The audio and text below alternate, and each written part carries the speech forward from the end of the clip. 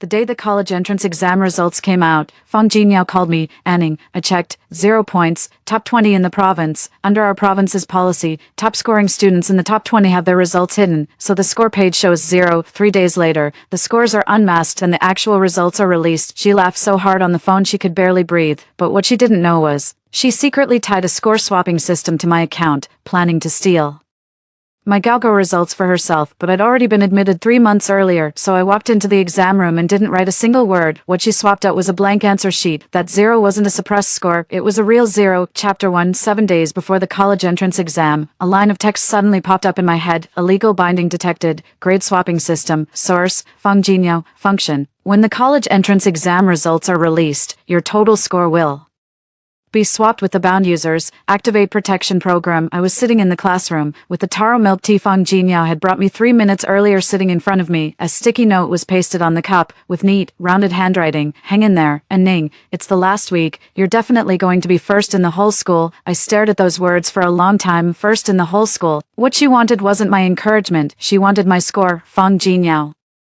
Our neighbor from the next building, my desk mate for 12 years, the best friend everyone in the world would swear by, and memories came flooding back. In our first year of high school, there was a math competition. I coached her for 3 months, and she won second prize. On the podium, she said, it was mostly my own problem-solving practice, without mentioning me at all. In our second year, there was a school arts performance. I wrote her speech for her, and after she delivered it on stage, a teacher in the audience praised her for being so eloquent. She smiled and said, I just threw something together. In our third year, I ranked third in the city on my first mock exam. She texted me, you're amazing. She didn't even spare 3 exclamation marks. I wasn't oblivious to those looks when she handed me some water. Her eyes flicked over my report card, and for a split second her mouth tightened. I'd always thought it was just competitiveness, but it wasn't. She went straight at her. I pushed the milk tea aside and opened the drawer. Tucked all the way in the back was a letter, an early admission letter from XX University. I'd received it 3 months ago, and only my parents knew about it. Feng Jinyao didn't know. The whole school didn't know. I responded to that system in my head. Activate protection. Also, can her display screen be interfered with on the day she checks her scores? The system replied, it can interfere with the display interface of the score-checking terminal.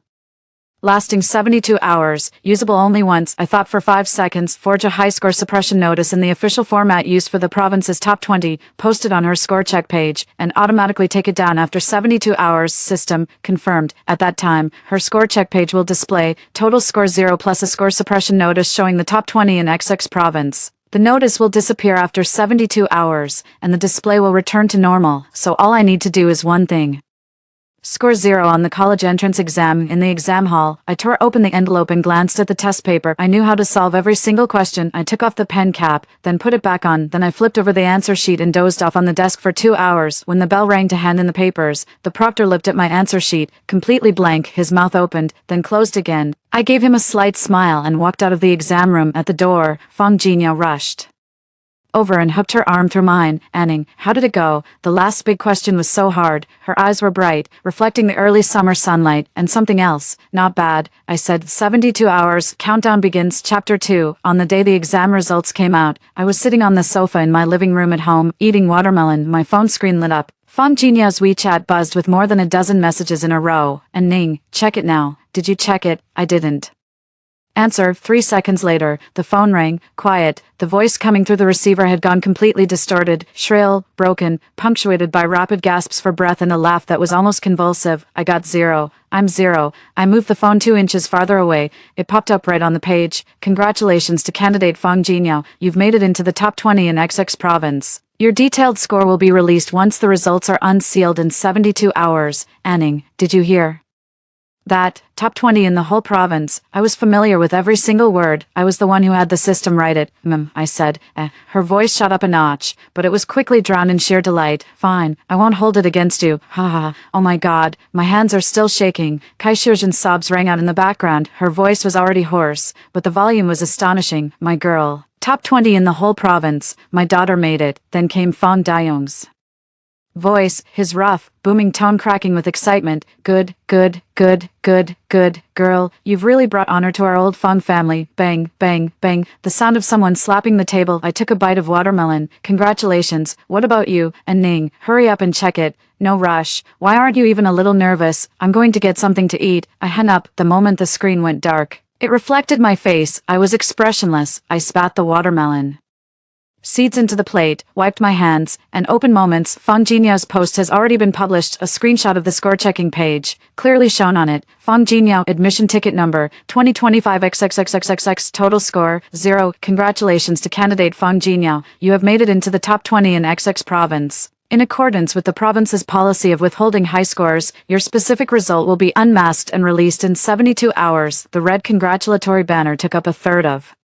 the top of the page, perfectly square and polished in the most official way possible. Caption, dreams do come true. Thank you to everyone who helped me. Top 20 in the province. I did it. 37 likes. The comments are still pouring in. Oh my gosh, Jinyao, top 20 in the whole province. Congratulations. Congratulations. You're seriously amazing. You have to treat us, the pride of our whole street. I kept scrolling down. Kai Shizhen's moments also popped up. A 9-grid collage. First photo, a screenshot of the score lookup. Second photo, a selfie of Fong Jinyao covering her mouth while laughing. Third photo, a family portrait of 3. The 2 adults on either side squeeze Fong Jinyao into the middle, all 3 grinning so hard their faces look like they're about to fall apart. From the 4th to the 9th image, it's the same screenshots over and over, just with different crops and filters, as if she wanted to burn the words top 20 into every single pixel. Caption, my daughter, top 20 in the whole province, mommy is so proud of you. All those years of hard work were worth it. Over 100 likes, more than 40 comments. I read through them one by one. Every congratulatory message, every thumbs up, every bouquet emoji was adding weight to that moment. 72 hours from now, I turned off my phone and went out onto the balcony. The Fong family's courtyard was in the building next door downstairs. Every light was on, and figures moved about everywhere. You could hear Fong Dayum's laughter even across 2 buildings. My mom came out of the kitchen carrying dishes. Ning, have you checked your exam results yet? I did. How much? Mom, I got in through a recommendation. She paused for a moment and nodded. Is the Fong family next door celebrating? Aren't you going over to take a look? No need. I pulled the curtains closed. Chapter 3. By early the next morning, Fong Jinyao was all over everyone's WeChat moments. Kai Shizhen made more than 40 phone calls that night. Her maternal aunt, her elder aunt by marriage, her second cousin, a high school classmate, former co-workers, and the women from the neighborhood square dancing group next door. She didn't leave anyone out. Every call started with the exact same line. Oh, I've got great news for you. Our Jinyao scored in the top 20 in the province on the college entrance exam. I knew it so well because my mom had answered 4 calls first thing that morning. All of them were from neighbors and people in the neighborhood. Sister song. Did Fong's daughter really place in the top 20 in the province? What about your Anning? She goes to the same school as Jinyao too, right? What did she score? A recommended admission. Oh, that's not bad either. The final B was drawn out very long, lingering with an ambiguous undertone. My mom hung up the phone and just poked at her bowl of porridge with her chopsticks, not eating. And Ning, you're really not upset. Jinyao's grades used to be worse than yours too, so how did she suddenly make the top 20 in the province? I took a sip of porridge. I just did well, that's all. She stared at me for a few seconds, then finally sighed and didn't ask any more questions. Fong Jinyao arrived at 10 in the morning. The footsteps thudded up the stairs, light and bouncy as if walking on clouds. The moment there was a knock at the door, she burst out laughing. Auntie, my mom went to open the door. Fong Jinyao was standing at the doorway, wearing a new dress, a creamy white floral one that fell to her knees. Her hair had just been styled, with her bangs curled into soft, fluffy waves. She was carrying a big bag of fruit and a cake box in her hands. I bought these for Uncle and Auntie. I was too busy yesterday, so I only had time to come out today. Oh, you didn't need to bring anything just because you came, my mom said as she took the bag. As soon as Fong Jinyao stepped inside, she looked around. When she saw me peeking out from behind the kitchen door, her eyes curved into a smile, and she strode over. Anning, she looped her arm through mine, gripping so hard it hurt a little. Why didn't you reply to my messages? I sent quite a few last night. You really did. The first one was a score screenshot with 10 exclamation marks. The second one was, did you check? The third one said, haven't you checked yet? Don't be scared. The fourth one, send at 1 in the morning. Anning, no matter what score you get, you'll always be my best friend. From beginning to end, every word was soaked in honey, wrapped in a blade. My phone's dead, I said. You. She shot me a playful glare and pulled me over to sit on the sofa. Then she took out her phone, opened her moments, and held it up in front of me. More than 400 likes. Look, I can't even keep up with the messages. My mom said she was on the phone all night. Her voice is completely hoarse. She let her gaze wander over my face, a smile tugging at the corners of her mouth. My dad said, He's going to throw a feast and invite the whole street. My mom wants to hang a banner, the grandest kind, for the whole village, just like the one at the neighboring town when that kid got into Tsinghua and Peking University. She leaned closer to me and lowered her voice. Anning, have you checked your results? No. Her pupils contracted slightly, then her smile widened, a smile of relief, like one after a hard-won victory. Don't be scared. No matter what your score is, you'll still have a school to go to. She patted my hand. You have to come on the day of the banquet. You're my best friend, so you have to sit at the main table. Okay. As she got up to leave, she passed through the living room and spoke to my mom. Auntie, my dad has set the celebration banquet for the day after tomorrow, the day the 72-hour blackout ends. Please be sure to come with Uncle. My mom smiled and nodded. The door closed. My mom glanced at me. What's wrong with this kid? She paused. She feels different from before. It's not that I'm different, she's always been like this. It's just that before, her grades weren't as good as mine, so she had no right to look at me like that. I opened a book, but I couldn't make myself read a single word. Chapter 4. On the afternoon of the first day, a banner was hung at the entrance to the Fong family courtyard, red background with yellow lettering. The font about the size of a newspaper front page. Warm congratulations to student Fong Jinyao 4. Ranking among the top 20 in XX Province's college entrance exam, red silk flowers were tied to both ends of the banner, and 2 strings of electronic firecrackers hung below, flashing red light on and off. Not just one, 3 banners were strung up from the iron gate of the Fong family courtyard all the way to the entrance of the alley, each with different wording. Warmest congratulations, outstanding exam results. A bright future ahead. The third was the most outrageous, top 20 in the provincial college entrance exam. Fong Jinyao, the pride of the whole village. It was specially made overnight by someone Daiyong sent to do it. He stood on a ladder tying the ropes himself. When the fabric was spread out and the wind blew, the red cloth fluttered loudly, turning the whole alley red. Firecrackers crackled on and off from noon until evening. I stood on the 3rd floor balcony looking down, in the Fong family's courtyard. Red plastic stools were stacked all over the place. Kai Shuzhen was directing 3 neighbors who'd come to help, telling them to move the tables and spread out the tablecloths, and Zhang happened to pass by, looked up, and saw me. And Ning, why aren't you down here helping? Your good friend Jinyao is really something. She placed in the top 20 in the whole province. You know you two go to the same school, right? I gave her a little nod. What score did you get yourself? I haven't checked yet. She curled her lip. That look basically said, they placed in the top 20 in the whole province, and you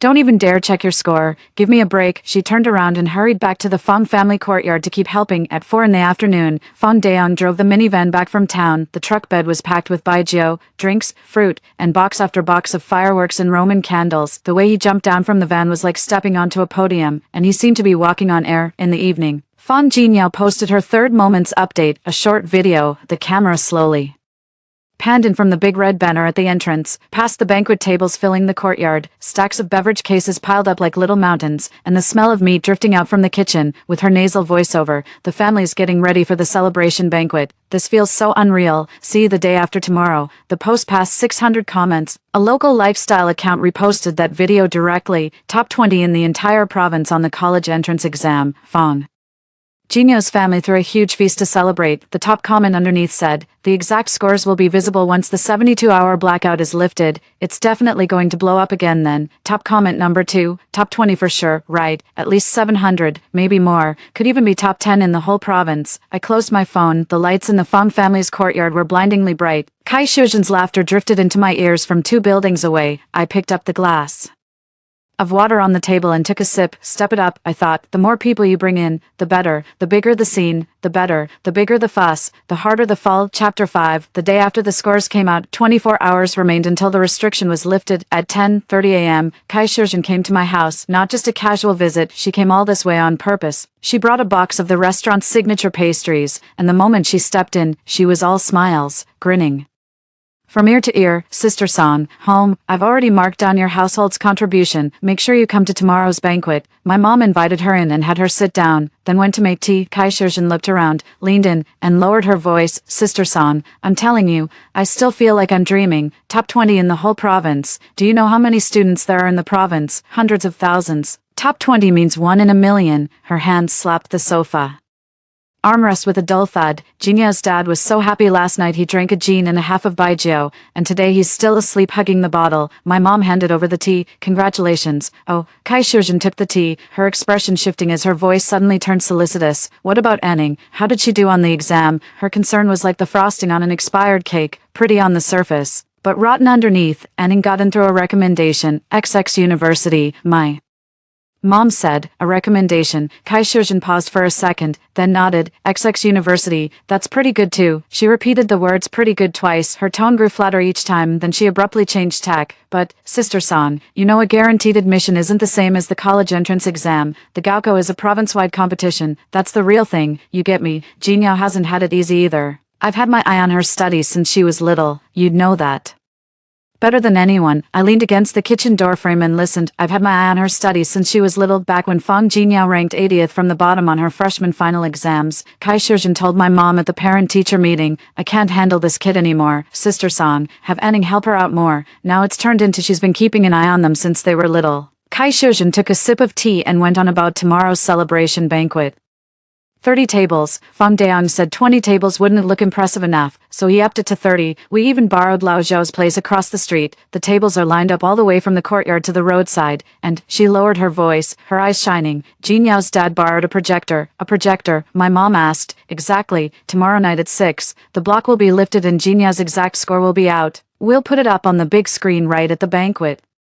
Hundreds of people can watch together. She slapped her thigh. Sister Song, think about it. Top 20 in the whole province. When that score comes out, it's definitely not going to be 700. It'll have to be at least 710. By then, the whole village will be watching that number pop up on the big screen with their own eyes. How jaw-dropping would that be, casting the screen in front of several hundred people? My hand holding the glass of water was rock steady. When Kai Shujin was leaving, she passed by the kitchen and saw me. She looked me up and down, then suddenly sighed and patted me on the shoulder. Ah Ning, you've grown up with Jingyao since you were little. Auntie has always treated you like half a daughter of her own, so don't put too much pressure on yourself. It's okay if you don't do well on the exam. You've got a recommendation spot anyway. You don't need to cross that one log bridge called the college entrance exam. After she left, Fang Jinyao posted another update on her moments, a photo of her and Fang Daong standing in front of the projection screen. The white projection screen was already set up, taller than an adult. Caption, see you on the big screen at 6 p.m. tomorrow night. Let's witness it together. I turned off my phone. Outside the window, the tables in the Fang family's courtyard had already been arranged into a narrow lane, with red stools lined up one after another. Stretching all the way to the corner of another building, my mother was standing behind me, her voice barely above a whisper. Anning, what score did you actually get? I didn't turn around. Mom, come to the banquet with me tomorrow. What are you going to do? Go to a banquet, I said. Chapter 6. The celebration banquet was held on the third day after the exam results were released. With dinner served at 3 p.m., a huge canopy was set up in the Fang family's courtyard, and 30 round tables were covered with red tablecloths. There wasn't enough room in the yard, so the tables spilled out into the alley and along the roadside, taking up half the street. The fourth banner at the entrance was a full size bigger than the first three. Top 20 in the province on the college entrance exam. Fang Jinyao, making the honor roll, bringing glory to the family name. Golden paint brushed onto the red cloth, shining so brightly in the sun it was almost blinding. Fang Daong was wearing a brand new black polo shirt, a megaphone tucked at the small of his back, standing in the middle of the courtyard giving directions. Get the peanut plates out for table 15. Is that big pot of broth in the kitchen ready yet? Go check on it. Who hung the balloons crooked? Straighten them out. Retie them. His voice was almost hoarse from shouting, but the corners of his mouth were still turned up. The guests started arriving one after another from 3 o'clock. Farther away was cousin-in-law old lady Zhao, brought in by Kai Shujin from out of province. Closer by was old Huang, the mechanic at the alley entrance. A few of Fang Daong's business partners drove over in SUVs, with a red envelope box printed with gold lettering on the passenger seat. As soon as they came in, they slapped Fang Daong on the shoulder. Old Fang, your daughter made the top 20 in the province. You've got some luck. We've raised a real golden phoenix. Fang Daong was so delighted that the wrinkles on his face crinkled into a chrysanthemum. Red envelopes were stuffed one after another into Fang Jinyao's hands. Kai Shujin stood at the doorway welcoming guests, having changed into a bright red silk blouse, with her hair pinned up and a touch of lipstick added. As soon as anyone came through the door, she grabbed their hand and say, you made it, you made it. So glad you could come. Jinyao, come over here and say hello. Fang Jinyao came out of the house. The yard fell silent for a moment. She was fully made up. Her foundation was flawless, and her brows were drawn long and sharply defined. Her lips were painted a vivid red, paired with a white dress and low heels. An 18-year-old girl, all dressed up like a general, heading off to the front and being bestowed with honors. Jinyao is here, a real prodigy, one of the top 20 talents in the entire province. Jinyao, have a drink. Relatives swarmed around them, grabbing hands, shaking hands, patting shoulders, and pressing red envelopes into their hands. Fang Jinyao smiled and handled them one by one, her voice sweet enough to draw silk. Thanks, uncle. Hello.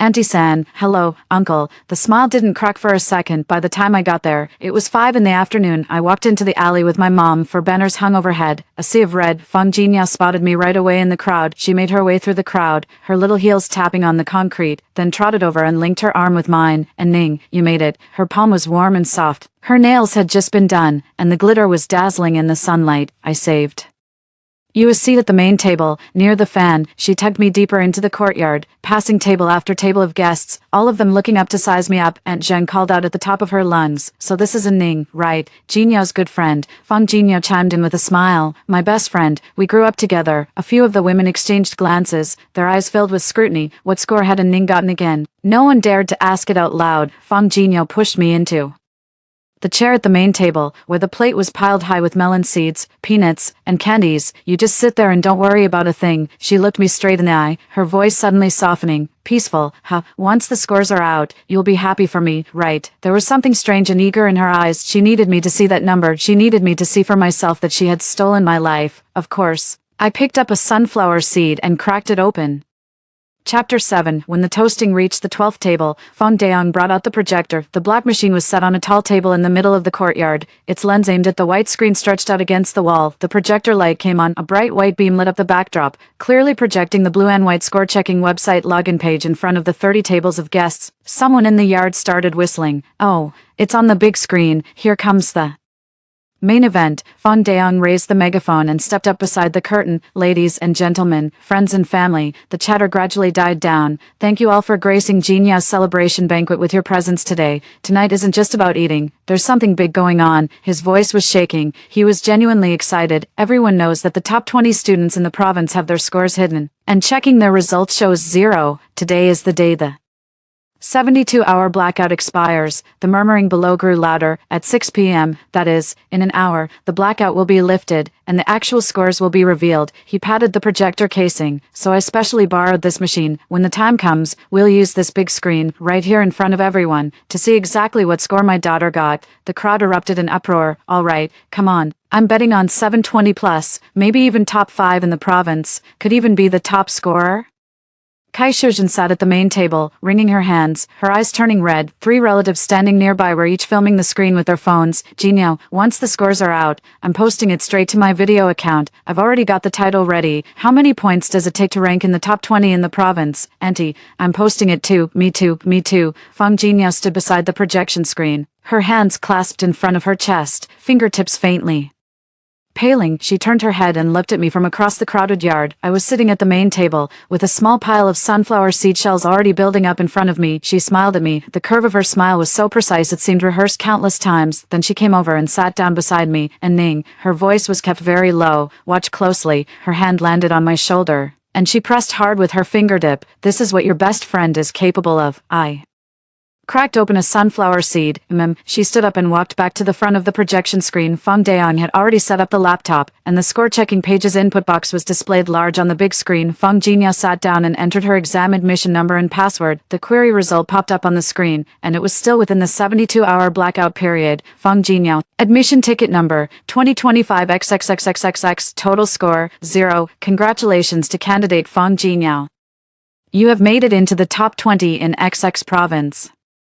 In accordance with the province's policy of withholding top scores, your specific score will be announced after the withholding period ends. A bright red congratulatory banner stretched across the top of the page, glaringly vivid. A wave of gasps and applause broke out below. Really in the top 20 in the whole province. The red notices are all posted up there. Just wait, once 6 o'clock hits, the scores will change. Fang Jinyao sat in front of the computer, turning her head to look at the joy and envy all around the courtyard. Her lips trembled slightly. You're not nervous. It's just that the rush is too intense to hold back. I stood up. I walked over to the corner of the yard and poured myself a glass of orange juice. And Ning, Aunt Zheng's voice came from behind her. Why aren't you going to watch your best friend's big moment? I can see it. I held the cup and leaned against the wall. I raised my wrist and glanced at my phone. 5:53, 7 minutes. Chapter 8, 5:57. All the noise in the courtyard settled down, sinking into a dense, heavy silence. The guests at 30 tables put down their chopsticks, set down their wine glasses, and stopped gossiping. More than 300 pairs of eyes were fixed on the white screen. Fang Jinya sat at the laptop beside the projector, her fingers resting on the trackpad,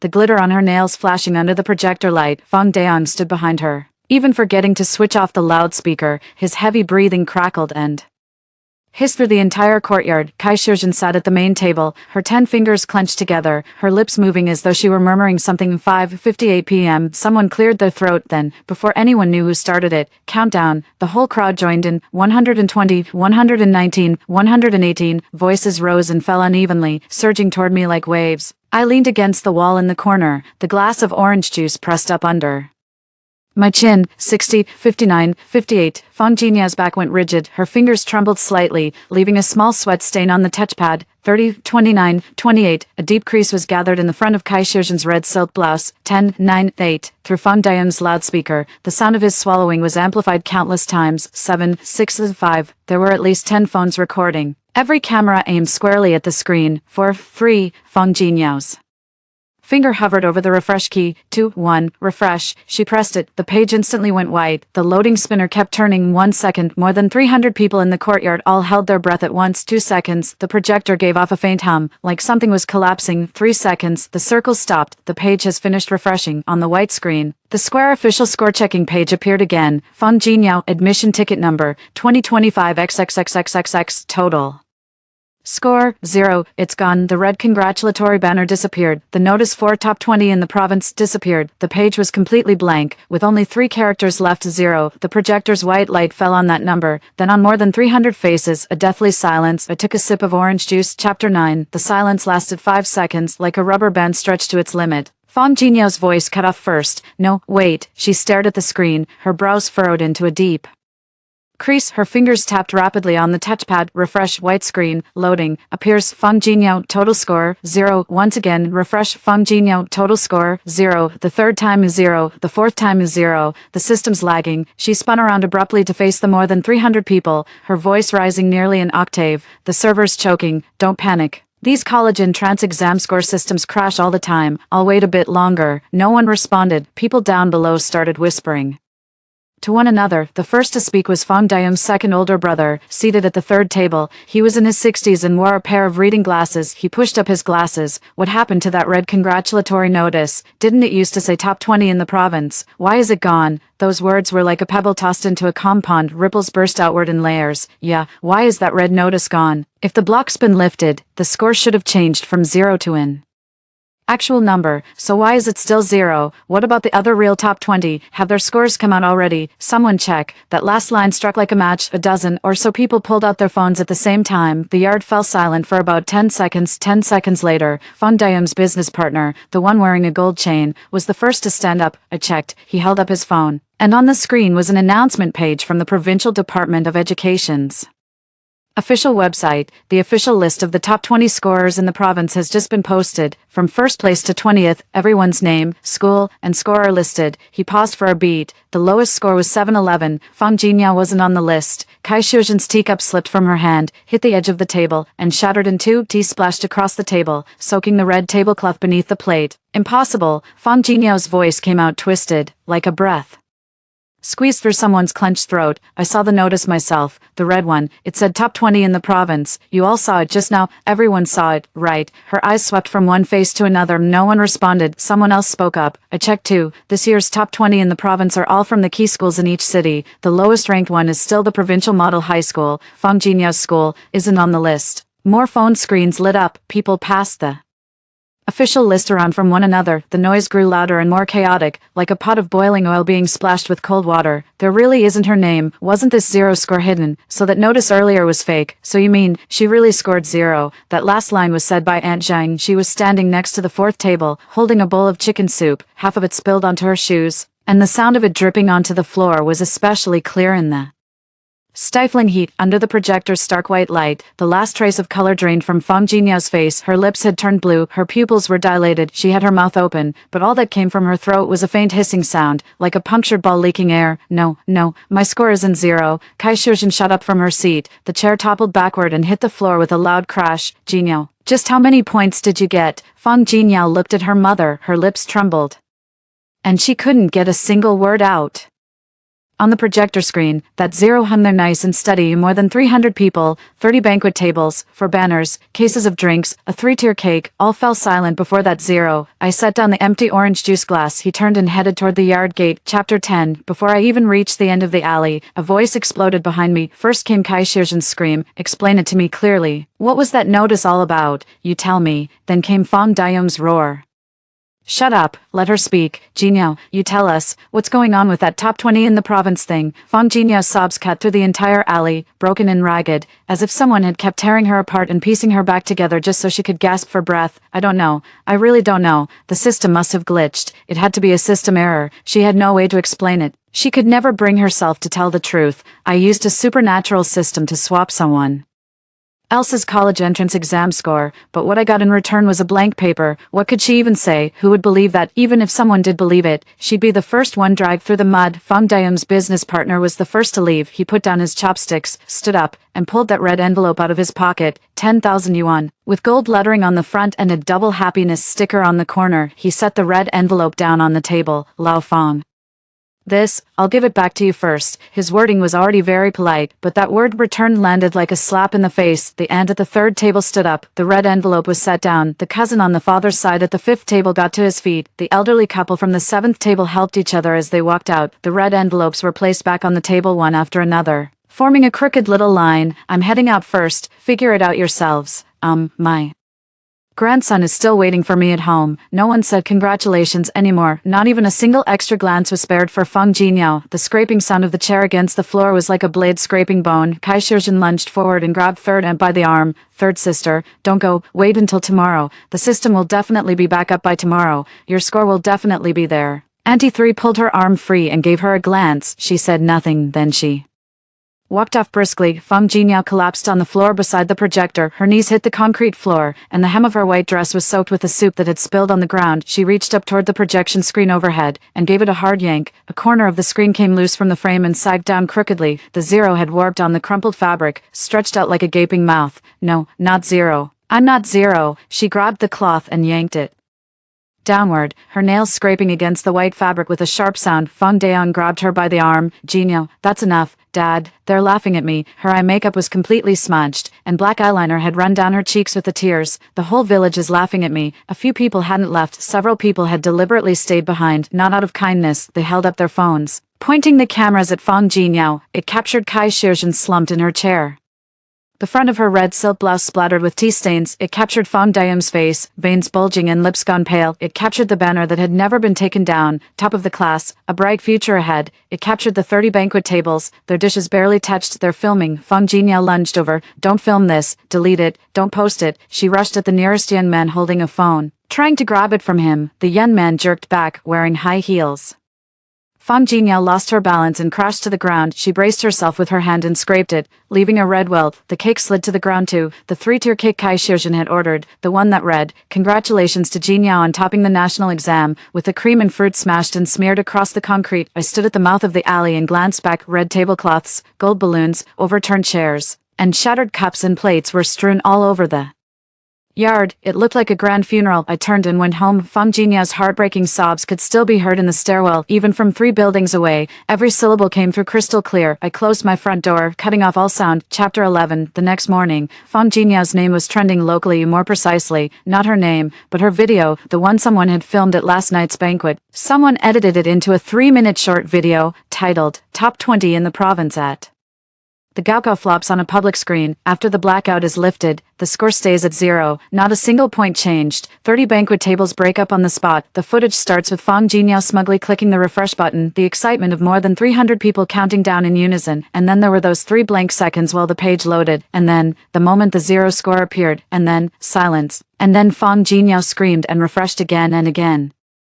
Then came Kai Shirjin's teacup slipping from her hand. Then the guests rose one table after another, put their red envelopes back on the table, and walked out without looking back. The final frame froze on the banner at the entrance. Feng Jinyao, congratulations on your success and bright future. Beneath the banner, the alley lay deserted, with broken dishes scattered everywhere. The contrast was just too stark. The video racked up over 800,000 views overnight. The comments section was even Livelier than yesterday's banquet, peak-level second-hand embarrassment, nothing even comes close, 30 banquet tables, hundreds of red envelopes, all of it, down the drain. Honestly, how do you end up scoring a 0 when you've got the face of someone in the top 20 in the entire province? Was that red high-score exemption notice photoshopped? If it was, then this whole family was clearly running a deliberate scam. I laughed so hard, her mom even came out to greet the guests in a bright red silk blouse, like she thought she was the mother of the top scholar. I was laughing so hard I could barely breathe when she was on the floor yanking at that projection screen at the end. The top liked comment, with 8,000 likes, I suggest not taking the banner down, leave it up as a cautionary example. Fang Jinyao's moments had been wiped clean, her profile picture had been changed to a flat gray icon. Her bio had gone from dreams come true to blank, but screenshots were everywhere.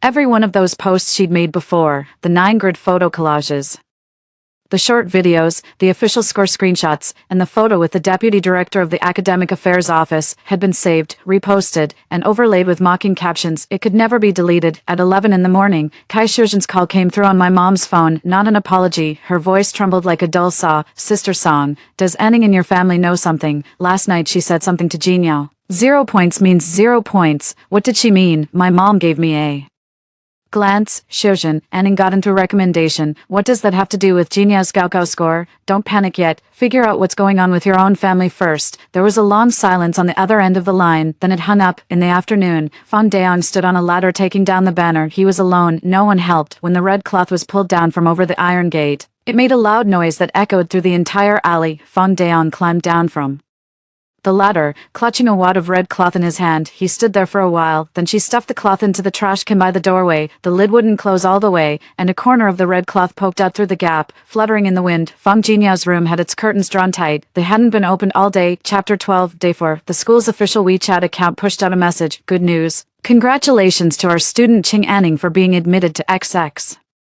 University through a guaranteed admission offer. There are 2 photos. One is a photo of me with the principal. He's holding a bright red admission letter and handing it to me. Another shows the front of the letter, XX University, Qing Anning, admitted through direct recommendation. The post had already been scheduled by the Academic Affairs Office 3 days earlier for timed release, right on time. More than 300 comments flooded in within 5 minutes. Congrats, Anning, a true overachiever who keeps a low profile. Wait, Qing Anning and Fang Jinyao are in the same class, right? One gets a spot at a top school without even taking the exam, while the other gets a 0 and goes viral in the worst way possible. This comparison is just brutal. Come on, Qing Anning is the real top student at their school. We all know Fang Jinyao used to ride on Qing Anning's coattails every day when it came to studying. LOL. She tried to be clever and ended up shooting herself in the foot.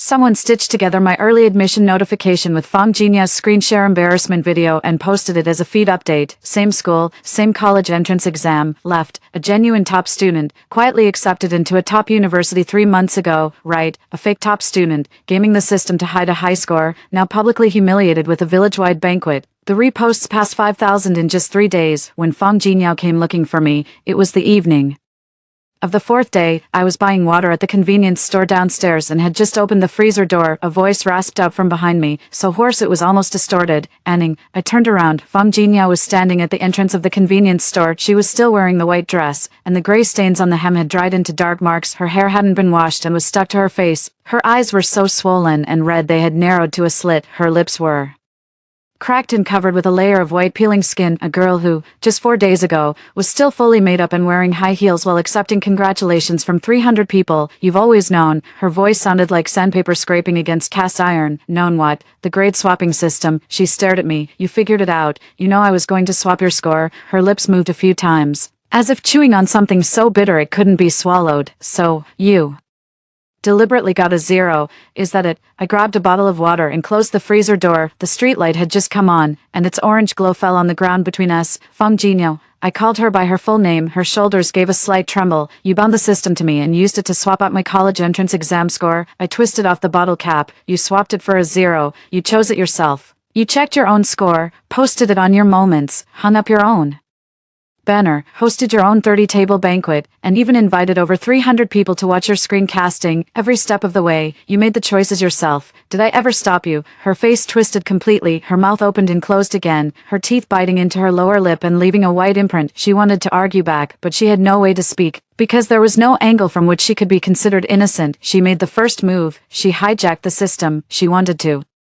Steal the score I'd earned through 12 years of relentless studying, make me fail the exam, and take my place. What she never saw coming was, I had already stopped needing that exam a long time ago. You could at least have told me. Her voice grew softer and softer, breaking into a whisper. You got in without the exam. Why didn't you tell me? What else have you ever told me? I took a sip of water. Her tears hit the concrete with a patter, patter, patter, one after another, like a countdown. Then she turned and ran. The flip-flops slapped against the ground with a pattering sound. After a couple of steps, he stumbled, lurching as he caught himself against the corner of the wall. Then he kept running. He disappeared at the end of the alley. I stood there and finished the bottle of water. I tossed it in the trash. Then I turned and walked into the convenience store. A popsicle. They came out after paying the bill. A warm evening breeze drifted in, carrying the smell of home-cooked food from kitchen to kitchen. What happened later was told to me by my mom. The Fong family returned all the betrothal gifts. Between the cost of hosting 30 banquet tables, plus banners, cakes, drinks, firecrackers, and projector rental, they ended up losing over 60,000 yuan. Kai Shizhen was berated by her husband's sister-in-law on the phone for 40 minutes. The whole internet is laughing at you. Our Lao Kai family is dragged down with you. Don't ever say you know me again. Fong Dayung's too. Business partners blocked him on WeChat outright. I thought your daughter had actually made it for me to come here, and you pull a trick on me with a 30-table banquet just to scam my red envelope. Fong Jinyao's college entrance exam score, 0 points. No university would admit an applicant who scored 0 points. Repeating the year is the only option, but no local repeat year school was willing to take her in. As soon as the admissions staff opened a short video app, they would see that face, that projected video, and that banner screenshot that had been forwarded over 1 million times. No one dared take on this hot potato. 1 month later, moving at 5 in the morning, Fong Daeong backed the van out of the alley. The van was crammed full of suitcases and cardboard boxes. Kai Shizhen sat in the front passenger seat, the brim of her hat pulled down to the bridge of her nose. She didn't look back once. Fong Jinyao huddled in the back seat, her face buried in her knees. I stood on the third-floor balcony, holding a glass of milk in my hand, watching the van's tail lights slowly pull out of the alley, turn the corner at the intersection, and disappear into the still dimming horizon. Beside the trash can at the alley mouth, a red corner of cloth was fluttering in the wind. It was a torn piece of banner that Fong Daeong hadn't tucked away properly. I took a sip of milk, turned and went back inside. Breakfast is ready. Story 2. My roommate has rather plain features and a sturdy build, but possesses a singing voice so melodious and captivating it touches the soul. Upon hearing that the school board chairman's son had declared himself an audio enthusiast and was hosting a grand mass singing contest to find a girl with a sweet voice, she began to get restless and eager. When Althea asked me to help make a mask, I tried to talk her out of it. These rich kids are just bored and looking for amusement. They don't truly care about inner qualities. If you actually win first place, who knows how he might take his frustration out on you. She finally came around to my way of thinking and decided not to participate in the singing competition. But then, a girl with ordinary looks actually won first place at the competition, and the school board chairman's son kept his word by marrying her in a grand ceremony. Althea completely lost it. After carving up my face with a utility knife, she drowned me in a squat toilet. When I opened my eyes again, I was back at the day of the singing competition. This time, I didn't stop Althea from performing with her face covered. Lynn, I remember you mentioned before that you're into cosplay and make a lot of props. Could you make me a mask, preferably white, with a lace crown on top and tassels at the bottom? Roy is hosting a masquerade singing competition tonight. The winner will not only receive generous prizes but also get to marry him. He said he's all about the voice. As long as it sounds beautiful, nothing else matters. Lynn, I want to give it a shot. Who knows? Maybe I'm the sweet-voiced girl he's been looking for, as Althea spoke, a blush spread across her dark cheeks, and she shyly lowered her head. The familiar voice and words echoed once more, and it was as if she could still hear the gurgling sound of being submerged in water. I froze for a long moment, blinking, before realizing I had been reborn. Seeing that I hadn't responded for a while, Althea grew somewhat displeased. She impatiently furrowed her messy eyebrows and suddenly raised her hand to hit me hard. Hey, I'm talking to you. Can you hear me? Are you deaf? The slap left my arm stinging with pain, but I paid it no mind and instead let out a chuckle. Althea sensed something off about my attitude, withdrawing her hand and furrowing her brows even deeper. What are you laughing at? Are you out of your mind? Hurry up. Are you doing this or not? If not, I'll find someone else. The way she said it made it sound like she was either burdening someone with a chore, or that they were getting the deal of a century at her expense, but I didn't refuse. Instead, I bent down, rummaged through the supply box for the lace fabric, a smirk playing on my lips. Do it. Of course I'll do it for you. My fingers flew as the scissors sliced through the lace. The hot glue gun hissed, dispensing its adhesive, while pearls and silver thread quickly took shape on the cardboard. In just half an hour, the mask was already taking shape. The white lace crown cascaded in layers, studded with rhinestones that sparkled delicately in the sunlight. The dangling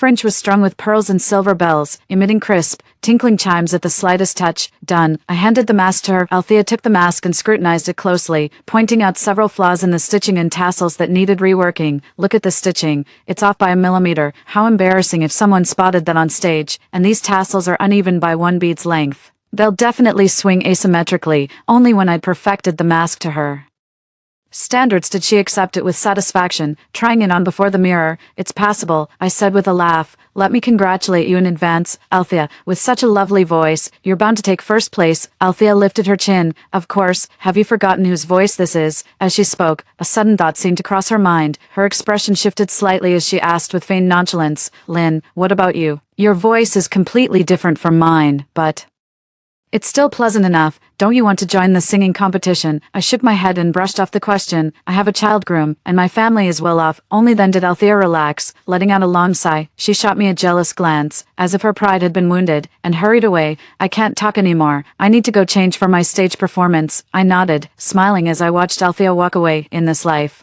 I will fully respect Althea's personal destiny and let go of my savior complex. I'm genuinely curious to see what kind of dazzling life Althea will lead. Althea has plain features, an unconventional appearance, and a sturdy build, but possesses a remarkably melodious singing voice that touches the soul. She firmly believes that with her beautiful voice, she can attract a wealthy heir, marry into a rich family, and reach the pinnacle of life. To achieve this, she once went so far as to simultaneously engage in online relationships with 88 boyfriends. Every day, she held 10-cent meetings for masked video calls with them, singing lullabies that lulled each one into a blissful, embryonic state of devotion. These boyfriends of Althea's soon became utterly devoted to her, worshipping her through their screens as if she were a goddess. Some scrimped and saved to buy her cosmetics and handbags, others stayed up all night composing hundreds of love poems, and some even used recordings of her voice as lullabies, claiming she filled their dreams. But all these illusions shattered the moment Althea removed her head covering and met them in person. Before removing her headgear, Althea stubbornly insisted that while she wasn't drop-dead gorgeous, her looks were at least passable. She genuinely believed this to be true. Little did she know the reality would be so utterly horrifying. Some people were so disgusted they beat her while retching, while others demanded she repay them for their emotional distress. Of the few people who didn't mind Althea's true appearance, Althea found them not wealthy enough. I had advised Althea against doing these heinous things, but she always went her own way. After this incident came to light, I had thought Althea would learn her lesson and turn over a new leaf, but the very next day, she excitedly told me with a beaming face that she was going to marry into a wealthy family. I was completely taken aback, and only after pressing her for details did I learn that Roy claimed to be all about the voice. His greatest wish was to find someone with a beautiful voice to be his wife, and he didn't care at all about looks. If it's not a voice I like, I'll turn them down flat. To that end, he decided to hold a masked singing competition, where the winner would be married to him on the spot. Roy is the son of a school board member, and his family's wealth fits Althea's ideal of a wealthy, influential family in her past life. Upon hearing this news, Althea couldn't wait to attend the singing contest. She was convinced that her voice was unmatched and that it would captivate Roy instantly, making him devoted to her every word. Hearing Althea say this, I quickly tried to talk her out of it. These spoiled rich kids are just bored and looking for amusement. They'd never actually be indifferent to looks. If you end up taking first place, who knows how he'll take his anger out on you.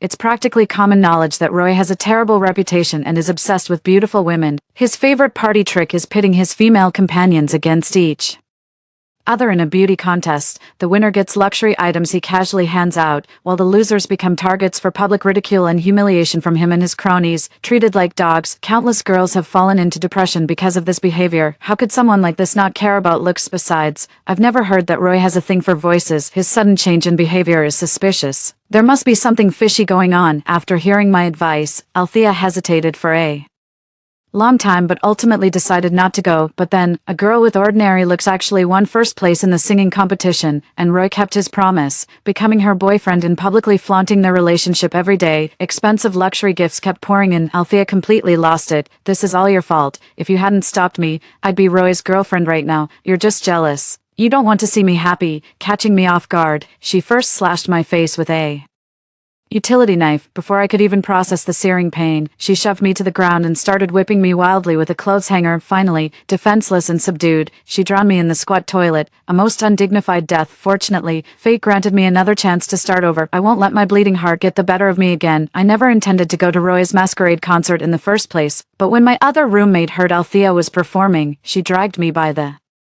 arm and we bolted straight for the auditorium. The auditorium was already packed, and the neon lights were blinding. My roommate pulled me through the crowd to the front row, and we just found our footing when the host announced the next act. Next up, contestant number 17, Althea. The spotlight swung toward the backstage entrance as Althea stepped slowly into view. She wore that white princess dress, a lace crown glowing softly under the lights, with delicate tassels draped over her shoulders. Swaying gently with each step, the corset cinched her robust frame, giving her a surprisingly slender silhouette. The moment Althea began to speak, the boisterous hall fell into an immediate hush. Her voice, like a honeyed evening breeze, washed over everyone, carrying the soft glow of moonlight. It was an old song she sang, its melody tinged with a somber air, yet when filtered through Althea's voice, the melody took on a haunting, lingering quality that seemed to cling to the air, reducing even the piano accompaniment to a mere backdrop for her. As the final note faded, a profound silence held the auditorium for 3 full seconds before erupting into thunderous, roaring applause. Before the applause could even subside, Roy abruptly rose from the judges' table, dressed in an impeccably tailored white shirt, his lips curved in their usual casual smirk. Yet his gaze remained intensely fixed on the lace-masked figure on stage. "No need to continue the competition," Roy's voice echoed through the auditorium via the microphone, instantly silencing the commotion. "Contestant number 17 has this championship in the bag." The audience below first fell into a dead silence, then erupted into an uproar. Roy acted as if he hadn't heard, walking straight toward the stage. The sound of his leather shoes against the floor was unusually distinct. He stopped in front of Althea, tilting his head slightly to examine the lace crown. "Take it off. Let me have a look." Althea's shoulders visibly stiffened. "Didn't you say we'd only use our voices, Mr. Joe?" She didn't move, only retorted from behind the mask, her voice muffled by the fabric. Roy smirked. "That may be true, but shouldn't I at least get to see my future wife? You're not planning to wear that mask for the rest of our lives, are you?" Althea trembled with excitement at Roy's words, as if she could already see the day she'd marry into wealth. She practically ripped the mask off in her impatience. The air in the room instantly went still. A sharp gasp came from the front row, like someone had been pricked with a needle. Then, whispers spread like a rising tide, growing louder and louder until they turned into open discussions. "Oh my God, the contrast is just too extreme, isn't it? Young Master Joe isn't for it. No wonder he's wearing a mask. I wouldn't dare show my face either if I were him. She looks like some bizarre creature, but her voice is so sweet." Lip-syncing, right? "Censor that horror show," someone made in exaggerated horrified face at their companion, discreetly pointing toward the stage. A few well-dressed girls in the back row even covered their mouths and giggled. The excitement on Althea's face froze, and beads of cold sweat trickled down her forehead. Anxiously, almost cautiously, she lifted her head to look at Roy. Roy took a step back, his dark, unreadable eyes fixed on her, but to everyone's surprise, Roy suddenly stepped forward and gently tucked the stray strands of hair behind Althea's ear. Away from her pockmarked cheek, his movements were natural and intimate, but when his fingertips brushed past her ear, Althea flinched as if she'd been burned. Roy picked up the lace mask from the floor and carefully placed it back on her head, gently tying the ribbons. "That was too forward of me. Did I startle you?" He raised his voice to address the audience, speaking even louder than when he had announced the winner. "Let me introduce Althea, my girlfriend." A deathly silence fell over the crowd, followed by an even more intense uproar than before. Some were shocked, others bewildered, and a few even wore expressions of gleeful anticipation, but Roy acted as if he hadn't noticed, simply reaching out to take Althea's hand. Althea was led backstage by him, her steps as unsteady as if she were walking on cotton. How bizarre. Could I really be wrong? Is Roy actually completely innocent? My gut tells me it's not that simple. This isn't over yet. I didn't see Althea again for the entire following week. It was Monday morning, and I was rushing back to campus for my 8 a.m. class, feeling particularly resentful. As I dragged my suitcase toward the dorm, an obnoxiously flashy purple supercar suddenly zoomed past me, missing me by mere centimeters. Then, it whipped around with a screeching drift, the tires tearing through the morning quiet and drawing stares from passing students. My face darkened. "You're insane. Should have had my dad buy out this school." The sports car screeched to a halt in front of the building, its doors swinging upward like wings as Althea stepped up from the passenger seat. I looked up and almost didn't recognize her. Her hair was styled in loose waves. She wore the latest runway haute couture and carried a limited edition handbag. Expensive jewelry adorned her neck, wrists, and ears. She had also done her makeup, applying a thick layer of foundation, though it did little to help. The sports car's engine purred softly as Roy rolled down the window. Althea immediately bounded forward with a playful laugh right in front of everyone. They shared an intimate, lingering embrace. Finally, Althea spoke in a coquettish tone. "Come pick me up early tonight." Roy nodded with a smile. "I'll bring you your favorite bubble tea when the time comes." The surrounding students erupted in murmurs and excited discussions. A triumphant smile spread across Althea's face as she spotted me through the crowd. "Lynn, I really owe it all to the mask you made for me." That's what made Roy fall for me. You have no idea how obsessed he is with me. He just can't get enough of me, and the clothes, jewelry, and bags he's showered me with, I've lost count. He even took me to that upscale revolving restaurant downtown. Can you believe it? Most people have to book 6 months in advance just to get a table there. I nodded. I know that place. It's my family's restaurant. Althea's face stiffened, her composure beginning to crack. A moment later, she deliberately flashed her ring right in front of my eyes. Roy said he'll propose right after I graduate. You'll be my bridesmaid, won't you? The murmurs around us grew louder, with some sighing in envy while others remarked with a hint of sourness. Who would have thought? Althea's gaze lingered on my face, as if waiting for me to show admiration or jealousy. Class was about to start, and I was growing impatient, so I responded flatly, "Oh, well, wish you happiness." The smug look on Althea's face instantly froze. As if she hadn't expected me to react this way, she paused for a moment, then leaned in closer, shaking the ring even more vigorously. "That's all you have to say, Lynn. If you had competed back then, Roy and I wouldn't have stood a chance." "Yeah, that's great." I cut her off, my gaze drifting past her shoulder toward the school building. "Class is about to start. I should get going." Althea flushed with frustration, but could only watch helplessly as I walked away. From that day on, Althea started frequently leaving early, coming home late, and even skipping classes altogether. Eventually, she'd disappear for days on end. When the advisor asked me about it, I told her the truth. "Oh, you mean Althea? She's dating Roy now." The moment she heard Roy was involved, the advisor dropped the matter and just told me not to follow Althea's example. I nodded, completely unfazed. With Althea gone, we actually felt more at ease and could finally enjoy the air conditioning at a normal temperature when she was in the dorm, even if the temperature hit 39 degrees Celsius.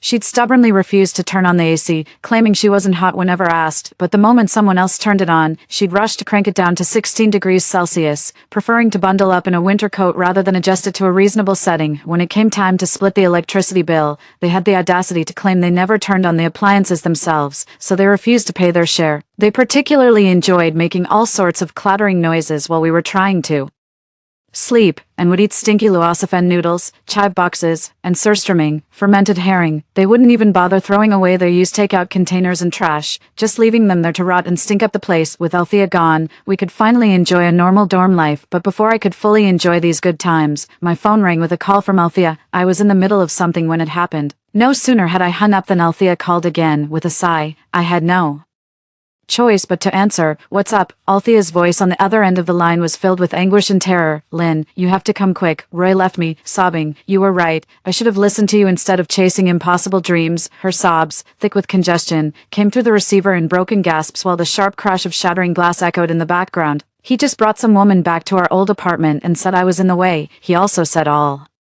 those gifts were just random purchases to string me along. The necklace is a cheap knockoff, and that bubble tea was leftover from what he bought for a homeless person. Lynn, get over here now. I don't want to live anymore. I picked at my fingernails. I'm taking a dump. Can't come." The crying through the receiver suddenly intensified, laced with hysterical urgency and insistence. "I don't care. You get over here right now. Immediately. This instant. If you don't come, I'll jump from here. And when the police ask, I'll tell them you stood by and let me die." Althea's urgency in summoning me has genuinely piqued my curiosity. Let's be real. Her pride is the toughest thing about her. She'd rather take out predatory loans than admit she's broke, all to save face. So why would someone like that make such a public display of complaining to me about her misfortunes? A smirk curled my lips as I hurried to the address Althea had given me. The navigation finally led me to a private room in an upscale club. I raised an eyebrow. Who breaks up in a place like this? Besides, jumping from here wouldn't even kill you. Althea keeps texting me to hurry up. "Are you here yet? Lynn, come on in if you've arrived. Where are you? If you don't get here soon, they're going to bully me to death." Roy brought a whole crowd, and they were all laughing at me. One minute she's talking about jumping, the next she's saying he brought a bunch of people just to mock her. It's completely incoherent, like her left brain is arguing with her right brain.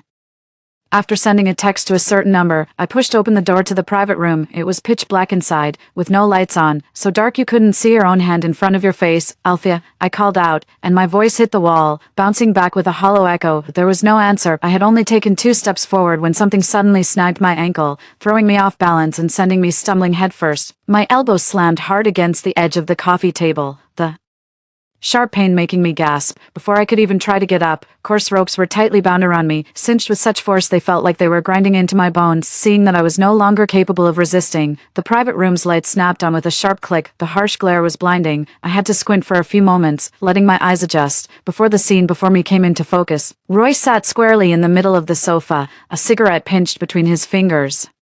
His face contorted with greedy depravity. Althea stood beside him, all traces of the pitiful tone from their phone call gone. A nervous yet smug smile played on her lips as she clutched a half-coiled hemp rope. "Lynn, don't blame me for this." Althea spoke first, her voice trembling yet filled with desperate resolve. "Roy said he wants to break up with me. I can't live without him. He told me he has a bit of a thing for you. I thought, if I just give you to him, maybe he'll change his mind." As she spoke, she edged closer to Roy, as if seeking his approval or mustering her own courage. "Look, you come from a good family, and so does Roy. Why don't you two just get together? I wouldn't mind sharing. It's better for Roy to be with you than with those sketchy women, right?" I stared at Althea, feeling nothing but pity and contempt for her. To cling to someone who clearly doesn't love her, she'd resort to such despicable tactics. Using her roommate as a bargaining chip, she's even willing to be his accomplice in cheating. Roy stayed silent, but his greasy gaze kept crawling all over me. The moment Althea finished speaking, he let out a low chuckle, unmistakably suggestive, and reached up to grip my chin. "She's not wrong, Lynn. Your temper may be awful,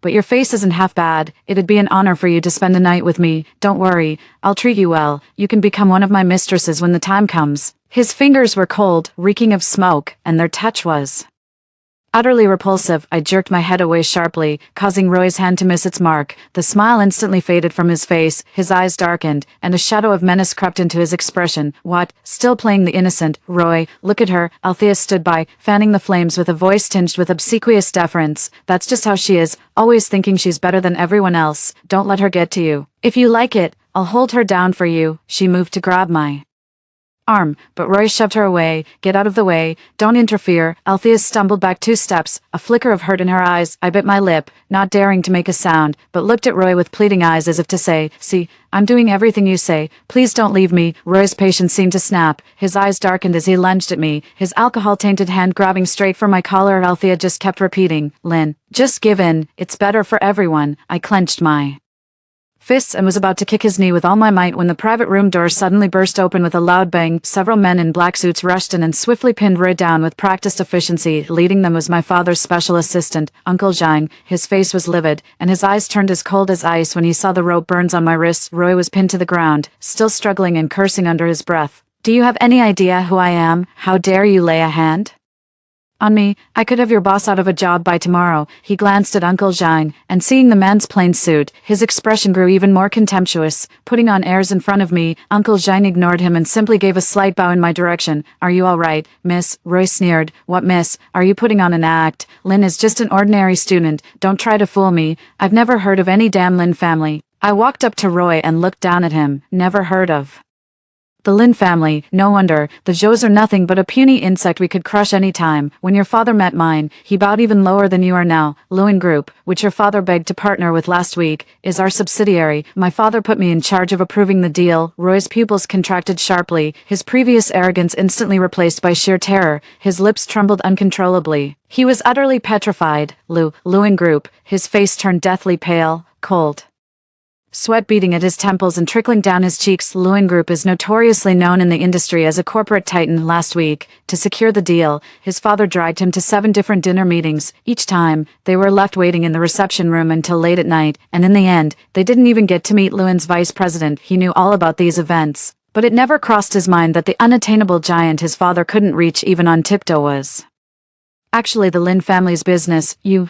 His finger pointed at me, trembling like a leaf in the autumn wind. "Miss Lin." Roy suddenly dropped to his knees with a heavy thud, his kneecaps hitting the floor with a dull sound. All the aggression he had shown earlier, when the bodyguards restrained him, vanished, replaced by incoherent pleas for mercy. "I was wrong. I was truly wrong. I was blind and foolish. Please, you're magnanimous. Don't hold it against me." He tried to crawl toward me but was blocked by the bodyguards, so he just kept kowtowing in my direction, his forehead quickly turning red. "If my father finds out, he'll kill me. Please, Miss Lin, just let me off this once. I'll do anything for you, I swear." Althea, standing nearby, was utterly dumbstruck, her jaw hanging slack for what felt like an eternity, her face even paler than Roy's. Yet, beneath the surface, a deep-seated envy and resentment smoldered in her eyes. I idly picked at my fingernails, feeling a bit bored.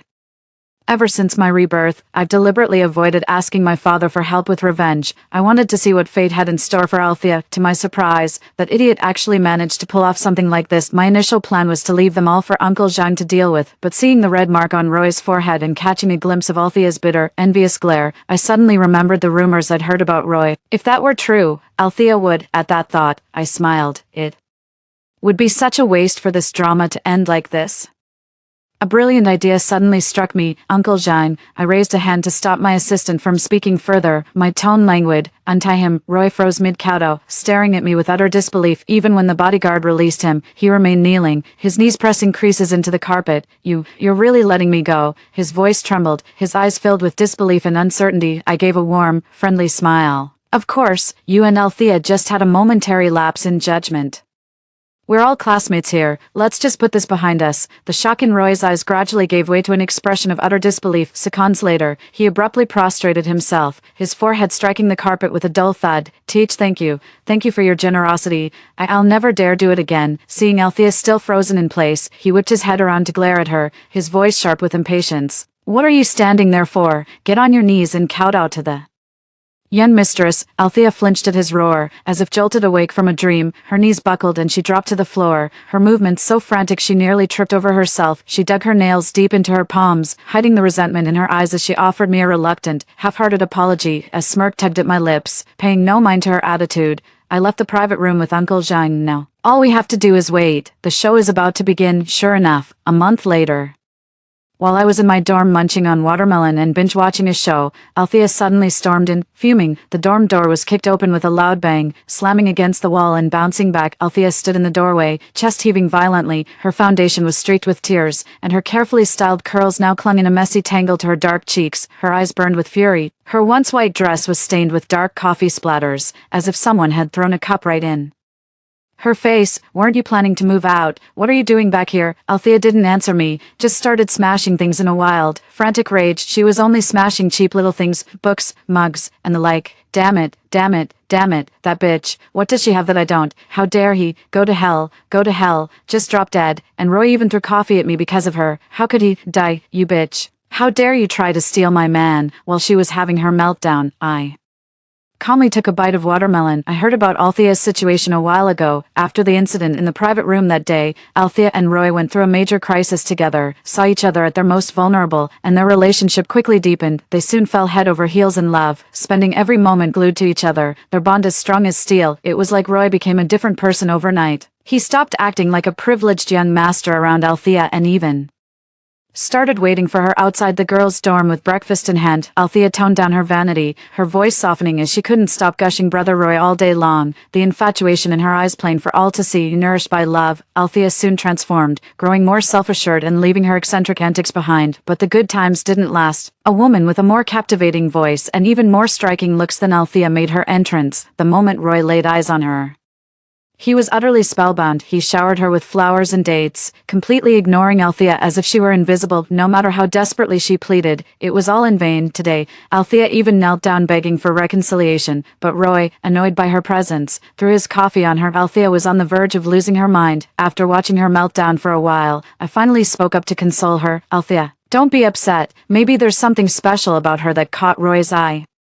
Once he gets bored, he'll come back to you. Hearing this only made Althea angrier. Ugh, what's so special about that bitch? She's not even prettier than me. What on earth does Roy see in her? I pretended to hesitate. Well, there's actually a rumor about Roy that might explain his behavior. I'm just not sure if I should say it. Althea immediately perked up, her ears practically twitching with anticipation. What is it? Spit it out. I took another bite of watermelon. It's just hearsay, but apparently Roy acts this way because he has a psychological disorder. What's it called? I think it's white knight syndrome. I smacked my lips and spat the watermelon seeds into the trash can. He just gets a kick out of saving people who seem like a mess, like a knight rescuing a princess. That's where he gets his satisfaction. That's exactly why he started dating you, Althea, because you're not conventionally attractive. He gets to play the savior and bask in that feeling. So when he met that girl who's even more, let's say, visually challenging. He shifted his affections without a second thought. Roy's white knight syndrome was exposed when his so-called friends leaked the story. They say before Althea came along, he'd rescued several other girls, those from impoverished backgrounds, ones with congenital conditions, and others considered below average in looks, but every single one of those girls ended up getting dumped. Some, like Althea, were replaced when he found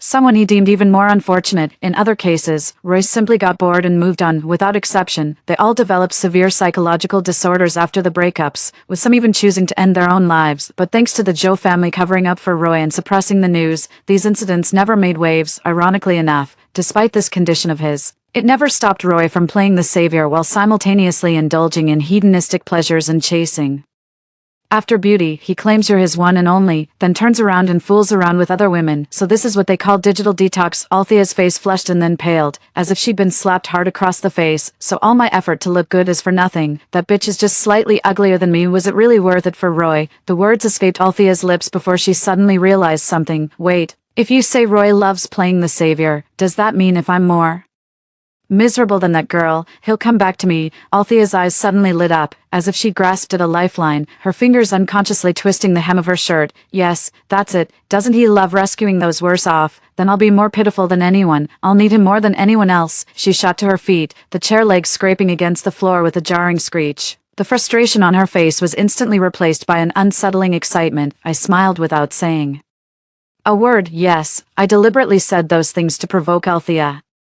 With my objective accomplished, there was nothing left to say. As Althea spoke, her eyes grew brighter, as if she had found the key to breaking the deadlock. She grabbed her bag and the fruit knife that had stabbed me in our past life, then rushed out. I finished the last bite of watermelon and leisurely followed after her. She headed straight for the entrance of the girls' dormitory building 13. Roy was walking out side by side with Chloe. They were talking about something, and Chloe had a faint smile on her face. Althea charged forward like a madwoman, shoving Chloe aside. Gripping the fruit knife tightly, she slashed it across her own face. The blade sliced through her skin with a faint hiss, and blood immediately streamed down her cheek, staining her chin and collar crimson. Althea trembled from the pain but kept her eyes locked on Roy, her voice distorted by agony and fury. Look at me. Aren't I more pitiful than her now? My face is cut. I'm disfigured. I've become the ugliest one. Don't you like saving the miserable? Then save me. The air instantly froze. The students who had been laughing and playing around all stopped, staring at the scene in horror. Contrary to Althea's expectations, Roy showed not an ounce of pity at the sight. Instead, he recoiled as if scalded by something filthy, his eyes brimming with disgust. Could you stop using these cheap tricks? Let me make it clear. This is what disgusts me the most. Althea's sobs intensified, her face now a grotesque mask of blood and tears smeared across her skin. You only cared about me because I was pitiful before, weren't you? Now I'm even more wretched. Why won't you look back? Roy's voice dripped with disgust. I help people who are genuinely in need. This manufactured misery turns my stomach. Did you really think this would make me come back? Dream on. Starting today, I don't want to see your face again. Just looking at you makes me sick. With that, Roy turned to leave. Althea's sobs cut off abruptly, as if someone had grabbed her by the throat. She stared blankly at Roy's resolute retreating figure, the last glimmer of light in her eyes extinguished completely, replaced by a near-destructive madness. As Roy turned around, she snatched the fruit knife from the floor and lunged at him with all her might, driving the blade deep into his back. Ah! Roy cried out in pain, staggering and collapsing to the ground as blood quickly soaked through his shirt. The crowd erupted into chaos, screams and gasps mingled together, some frantically pulling out their phones to call the police, others stumbling backward in terror. Althea stood frozen in place, her grip on the knife handle still trembling. A few drops of Roy's blood splattered across her face, her eyes hollow and terrifyingly vacant. Staring at Roy's collapsed form, she suddenly broke into laughter, a shrill, desolate sound that cut through the air. See, now you can't leave. None of us will get out of this unscathed. You started this. It was always you. Roy lay on the ground, struggling to look back at her, his eyes filled with terror and disbelief. You. Before he could finish speaking, he lost consciousness. Althea stared at Roy's face, then at her own blood-stained hands, and suddenly, as if all strength had been drained from her, she collapsed to the ground. The wail of sirens grew louder and clearer, drawing near like a death knell. She knew there was no escape. A split second before the police reached her, she drove the blade into her own body with sudden force. Roy ultimately survived, but the blade had severed his spinal nerve. He would spend the rest of his life bedridden, able to move nothing but his eyelids. He could no longer play the savior. His past misdeeds were exposed, causing Joe Group's stock to plummet. To salvage their reputation, the Joe family immediately cut ties with Roy and provided all victims with lifetime compensation. Althea was sentenced to 20 years in prison for intentional assault.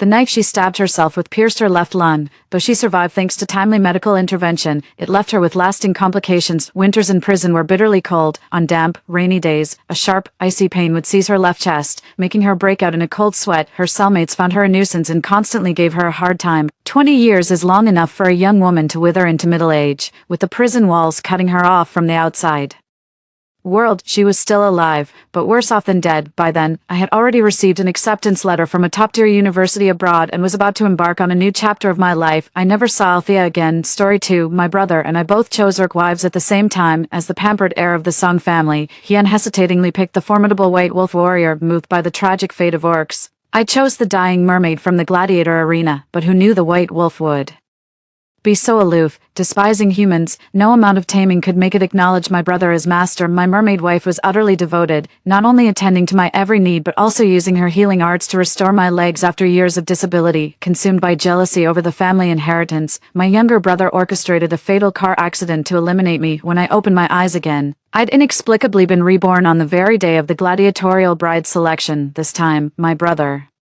rushed to claim the severely wounded mermaid for himself. I accepted the white wolf with a smile. Dear brother, you can keep this venomous mermaid as your precious treasure. Her gentle obedience was nothing but an illusion. On the eve of inheriting the family leadership, the car I was in got into an accident, flipped over by a speeding truck. I lost consciousness in excruciating pain. Then I became a spirit floating midair. I watched helplessly as gasoline spilled from the wreckage, sparks ignited, and flames engulfed my corpse. My ever-gentle and lovely mermaid wife, Cressida, emerging from the shadows, she bared her fangs at my corpse. What a pity, Elliot. A mere traffic accident was too merciful for you. You should have died screaming under my merfolk's ancient curses. Only at this moment did I realize Cressida's fragility and submission were all an act. She sought vengeance for the merfolk, plotting against me from the very beginning. If I don't perish by my brother's hand in this inheritance feud, I'll surely meet my end through hers. How tragic. All my dearest ones actually wished for my death. Consciousness drifted in the darkness until my eyes opened again to light. I realized I hadn't descended into the underworld after all. Before me stood the unmistakable arena, that damned Colosseum. Did I just reincarnate? My younger brother Cain was sitting beside me as father explained the purpose of today's gathering to us brothers. Elliot, Cain, the tournament will begin shortly. You have 15 minutes to make your selections. Remember, the orc you choose will become your wife and provide support for your future. This could even jeopardize your claim to the family succession. Tread carefully. As father's words faded, my gaze shifted to the dozen beast folk chained in the fighting pit. Every year, the arena masters abduct underage beast folk from tribes across the land. They're then thrown into the arena to stage bloody spectacles for the wealthy's amusement. Most orcs who enter the arena meet their end here. Only a select few, chosen by the wealthy as pets, escape death. Orcs possess formidable combat prowess, regardless of gender. The Song family business specializes in arms trade, where martial strength reigns supreme. That's why our clan established the tradition of choosing beast-kin partners upon coming of age. In our past life, Cain unhesitatingly selected the mightiest-looking white wolf from the arena, while I, moved by compassion, chose the friliest mermaid. Had I not chosen her, I surely would have perished in that tournament. Little did I know, this mermaid carried a deadly venom. She lurked by my side, waiting for the perfect moment to strike me down. When making my choice this lifetime, my gaze briefly lingered over the mermaid Cressida, then turned toward the other beast folk candidates. Cain's excited voice rang in my ears. Father, I want this mermaid. I looked at him in surprise. Given Cain's arrogant and competitive nature, he'd surely pick the strongest beastman on the field, yet he actually chose Cressida. Just like in her past life, Cressida lay curled in the farthest corner, her body covered in wounds. She could barely maintain her human form, her half-transformed fishtail flickering into view. She looked on the verge of death. If forced into the arena, she'd be torn apart by the other beasts. Hearing Cain's words, father's brow furrowed deeply as he asked in confusion, Cain, are you out of your mind? That mermaid looks far too frail to be any real help to you. Cain stood his ground. Father, I've set my heart on this mermaid. Just indulge me this once. The way Cain reacted, coupled with that burning gaze he fixed on Cressida, convinced me he'd been reborn too. Cain and I are blood brothers. With me being a year older than him, I was a child prodigy back then, the heir my father pinned his highest hopes on. But at 12, enemies came seeking vengeance and kidnapped both my mother and me. I barely escaped that hellhole, though at the cost of losing both my legs.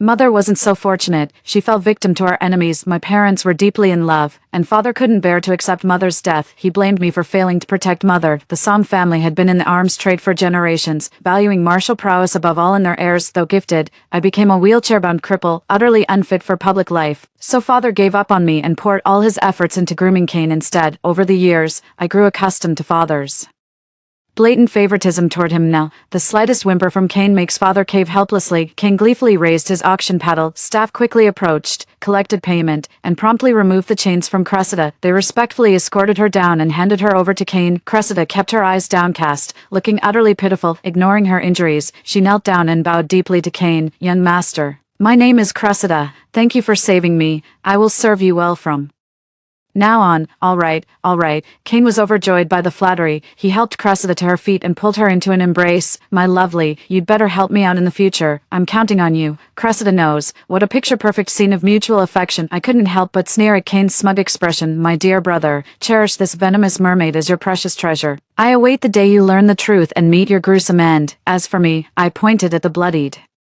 figure in the arena, still standing tall and unbroken. "Luna, the white wolf who'd rather endure the whip than bend her knee last life. King claimed her. Now that none would take her, then I shall. I choose this white wolf." With the werewolf's keen senses, her aloof eyes snapped toward me the moment I finished speaking. Her gaze burned with resentment and defiance. Kane burst into undisguised mocking laughter upon hearing my choice. "Dear brother, everyone knows werewolves are the most untamable, prideful creatures. How could a wheelchair-bound cripple like you ever command her respect?" Father fell silent, disapproval written across his face. My hands rested on my knees. Everything below that point might as well not exist. Yes, I'm disabled. I'm the worthless disgrace of the Song family, but fate's decree doesn't mean I'll stop fighting even in the second life. I still can't claim the family head seat somewhere in the cosmos. I sense Luna could alter my destiny. I'm confident I can earn her trust and make her work for me, then step by step, I'll reclaim everything I've lost. Father, would you give me another chance? I swear I have a way to tame the white wolf. After Mother's passing, the distance between Father and me grew wider with each passing day. All these years in the Song household, I endured countless scornful looks without ever uttering a word of complaint, nor did I ever show weakness before Father. This marks the first time I've ever made a request of him.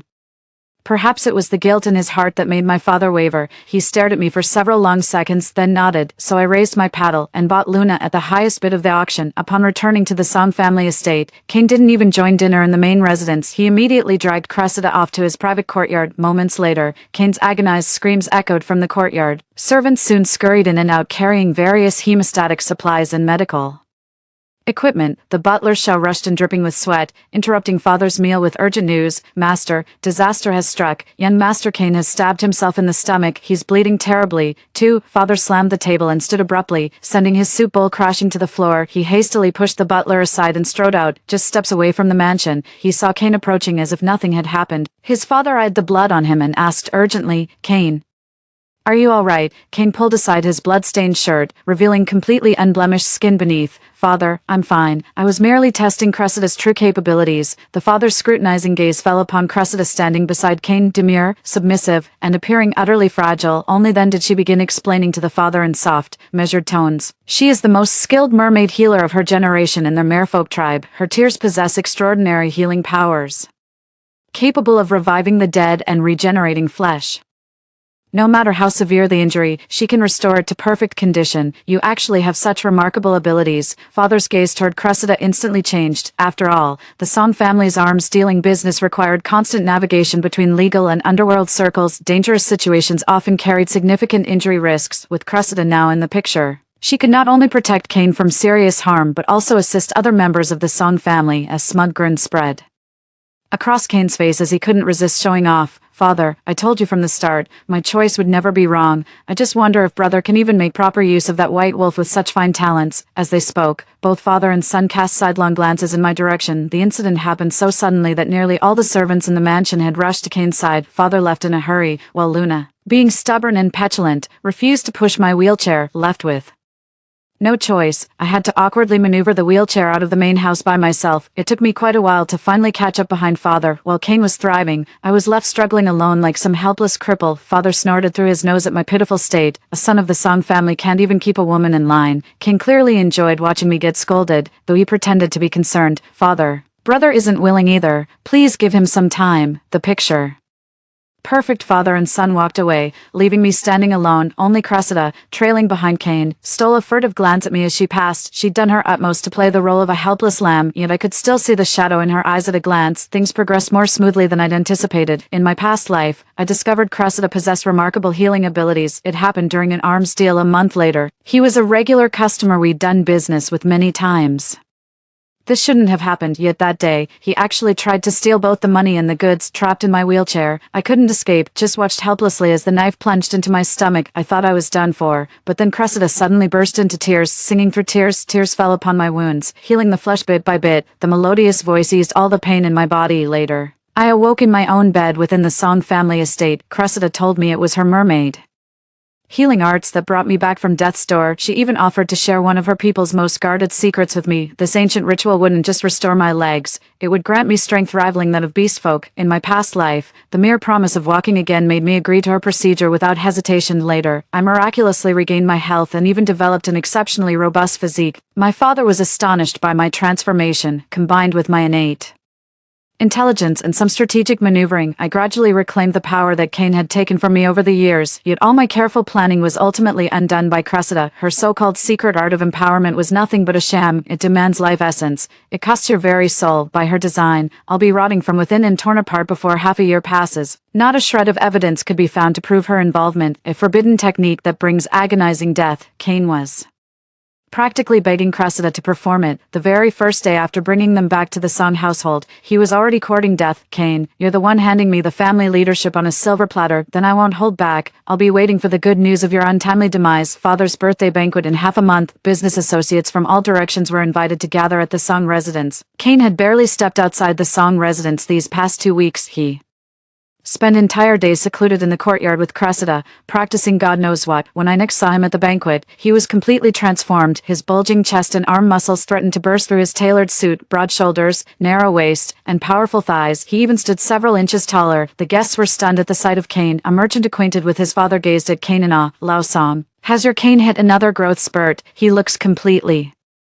different from 6 months ago. Other guests gathered around, showering compliments. Absolutely, that physique is more impressive than some orcs I've seen. Boss Song, the apples certainly didn't fall far from the tree. The father beamed with pride, patting Cain's shoulder with evident satisfaction. Cain, why don't you tell everyone yourself? Cain stepped aside, revealing a bashful woman who'd been hidden behind his towering frame. It was none other than Cressida, dressed to absolute perfection. Cain scooped Cressida up like a chick, hugging her tight against his chest with obvious pride. Heh, this is Cressida, my wife. She's the best healer among the merfolk. This rugged physique of mine, all thanks to her care. Cressida buried her face against Cain, flushing crimson with embarrassment. I just can't accept this, young Master Cain. There are so many people watching. Why so shy? You're already my woman. What's wrong with a little hug? Cain pulled Cressida even tighter against him, his smug expression growing more pronounced. Cressida assumed an obedient, submissive demeanor. The crowd finally understood and exclaimed with envy, we've heard many beastmen possess extraordinary skills. Who would have thought such a treasure would end up with the young master? What a fortunate turn of events. Indeed, it seems we can only stand by and envy the young master. Flushed with praise, Cain glanced sideways at me, the lone dissonant note in the cheerful gathering. A mischievous grin spread across his face as he deliberately redirected everyone's attention toward me. This is nothing compared to the beastkin my brother brought home. Now that's impressive. Everyone knows wolfkin are fierce warriors, but my brother managed to recruit the most formidable of them all, a white wolf. Only when properly tamed can it become a true asset. The crowd finally turned their attention to me. Cain's mermaid beastfolk had already demonstrated such astonishing abilities moments ago. Hearing him praise my white wolf like that, the crowd couldn't help but grow eager with anticipation. Hey, why didn't the young master bring out that white wolf today? We're all dying to see it. Exactly. I heard top-quality white wolves are priceless. I'd love to get a look too. I faced their expectant gazes, yet couldn't give them an answer. For the past fortnight, Luna remained as stubborn as ever, completely ignoring my commands. She's gone missing again on the birthday banquet day of all days. How could I possibly produce her for all the guests to see? Father's cheerful expression faded when he saw my silence. Noticing I came alone, he began to inquire, Elliot, where's Luna? I was about to answer truthfully, Father, Luna is. Before I could finish, a servant rushed into the banquet hall in haste. I recognized the servant as one who'd served in Cain's household for years. He frantically gestured to someone outside the door, and when I looked over, 4 or 5 hulking servants were dragging in Luna with her hands and feet bound. Luna snarled and thrashed violently, her wolf ears fully manifesting in distress. She must have been brutally beaten. Let me go, Luna screamed, but the servants turned a deaf ear. Confined to my wheelchair, I couldn't intervene. My face darkened as I confronted Cain. What's the meaning of this, little brother? Cain put on an innocent face and looked at his father. Look, Father, now big brother's blaming me too. He began explaining with exaggerated earnestness that white wolf Luna, completely Untamed, she's escaped 15 times in just these past 2 weeks. If this were my orc, I'd beat it every time it got caught. But you, brother, not only do you fail to tame your own orc, you even let her escape. Just now my servants told me Luna ran away again, so I immediately sent men to retrieve her for you. Instead of thanking me for bailing you out, you blame me. Is that any way to behave? What? Humanity has always relied on oppression to subjugate orcs, countless disobedient orcs have been beaten to death as examples. The other guests found Kane's explanation quite reasonable to their eyes. The younger son of this household was stealing the spotlight through his orcs, yet the eldest son couldn't even manage basic taming. The difference became glaringly obvious, seeing the guests whispering among themselves. The father felt utterly humiliated. With a wave of his hand, he summoned the servants and commanded, "Take this unruly beast man away and give him 50 lashes." In a panic, I quickly intervened. "Father, Luna is my orc after all. Could you leave her punishment to me?" "Oh, how would you handle this?" After a moment's thought, I resolved to speak my mind. "Father, I believe humans should treat orcs as equals. Oppression and domestication won't earn the orcs true allegiance. We must understand their thoughts and desires." "Nonsense." Father's face darkened completely as he cut me off with a cold snort. My younger brother burst into laughter, heedless of the guests present, and openly mocked me. "Brother, such absurd notions are truly unheard of. Does your pity for orcs stem from your own crippled inferiority?" Thus the celebratory banquet ended in bitter discord. In the end, Luna still received the lashing. Though my pleading reduced it by 20 strokes, the white wolf was physically robust with remarkable healing abilities. Truth be told, such whipping wouldn't inflict serious harm on Luna, yet I still brought specially formulated wound salve to check on her in her quarters. Pushing the door open, I found Luna lying face down on the bed, clearly in a foul mood. Recognizing me, she awkwardly turned her face away with thunder of defiance. "What brings you here?" I placed the healing salve by her bedside, gently lifting the lid to release its fresh herbal fragrance. "The whip might not hurt you much, but it will inevitably leave scars. This wound medicine helps with scarring. Let me apply it for you." "No." Luna snatched the wound medicine,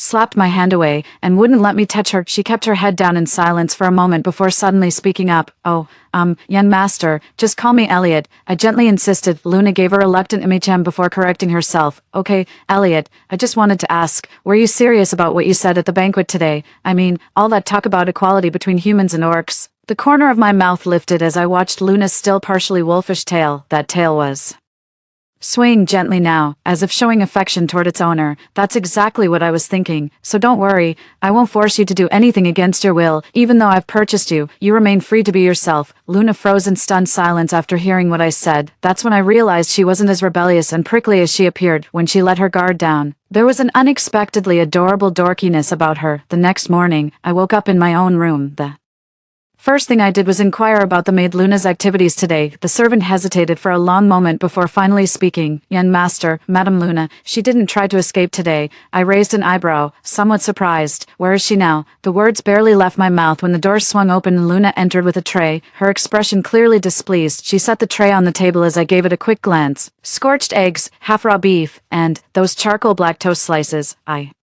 made this breakfast for you with my own hands." Touched, with a forced smile, I picked up a piece of egg and took a bite before offering hollow praise. "Not bad." With a proud expression, Luna came over and sat on my bedside. I casually asked her between bites of my leisurely breakfast, "No running away today. What made you decide to make me breakfast?" Luna fell silent for a moment, as if recalling some painful memory. Her eyes were red and swollen, so I reached out to wipe her tears. She finally spoke in a faint voice. "Both my sisters and my mother were taken by humans. Their fate remains unknown to this day. Our white wolf clan is powerful, which makes humans hunt us to bolster their forces. Since childhood, I've witnessed too many of my kind suffering at human hands." Her voice suddenly rose sharply.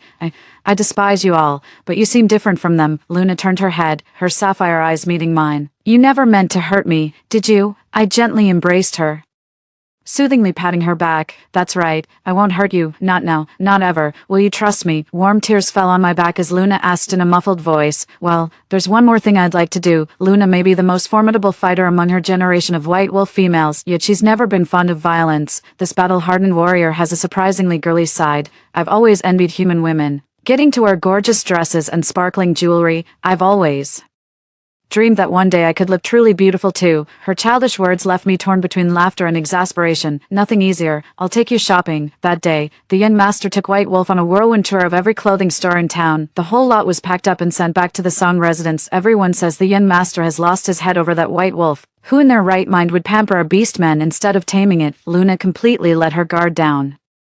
Around me, she gleefully tried on those beautiful dresses again and again. She had the servants bring a mirror, admiring her radiant new reflection. Luna burst into tears. If only my sisters could wear such lovely dresses too. Elliot, I miss them. I reached out and wiped away her falling tears. If they're still alive, I'll help you find them. Really? Luna's eyes suddenly lit up. You'd really help me. You're my wife. Of course I will. I nodded solemnly. Luna stared at me for a long moment, biting her lip before leaning closer. Elliot, actually, your leg injury isn't beyond saving. To repay me, Luna shared her White Wolf clan's ancestral healing secret. Injuries are common for beast folk. I've seen white wolves on death's door saved by this technique. This technique is our White Wolf clan's best kept secret. It must never fall into outsiders' hands. I'm trusting you enough to heal your wounds. You must keep this secret for me. I never expected Luna to surprise me like this in our past life. She never got along with Cain. No amount of beatings or torture could make them cooperate with him. Cain was utterly frustrated watching Luna's formidable combat prowess go unused. That's why he adored my Cressida, gentle as a dove with miraculous healing hands. He burned with bitter envy. That's why in this life I abandoned Luna without hesitation and chose Cressida. In his eyes, though Luna was powerful, she remained untamable. I was bound to suffer through endless hardships. But how could Cain understand that orcs, like humans, need empathy and love to be truly reached? Just because he couldn't make Luna submit doesn't mean I can't. So Luna and I began secret treatment sessions. I claimed my leg injury had flared up and stayed behind closed doors. I put a hold on all the business dealings I normally handle for the Song family. Luna moved into my room to tend to my injuries. The White Wolf clan's healing methods are brutally direct. They first methodically shatter every inch of damaged bones and tendons, then drench the wounds with a special herbal mixture blended with the heart's blood of a white wolf, for as the scabs form, the flesh and bones beneath gradually knit back together. The process was excruciating, beyond what any ordinary person could endure. During that period, my room would often echo with my muffled cries of agony at night. By the third day, I was completely drained and feeble. The servants whispered that I was physically unfit, yet still forcing myself on Luna. One day, Cain caught Luna and me taking some fresh air in the garden.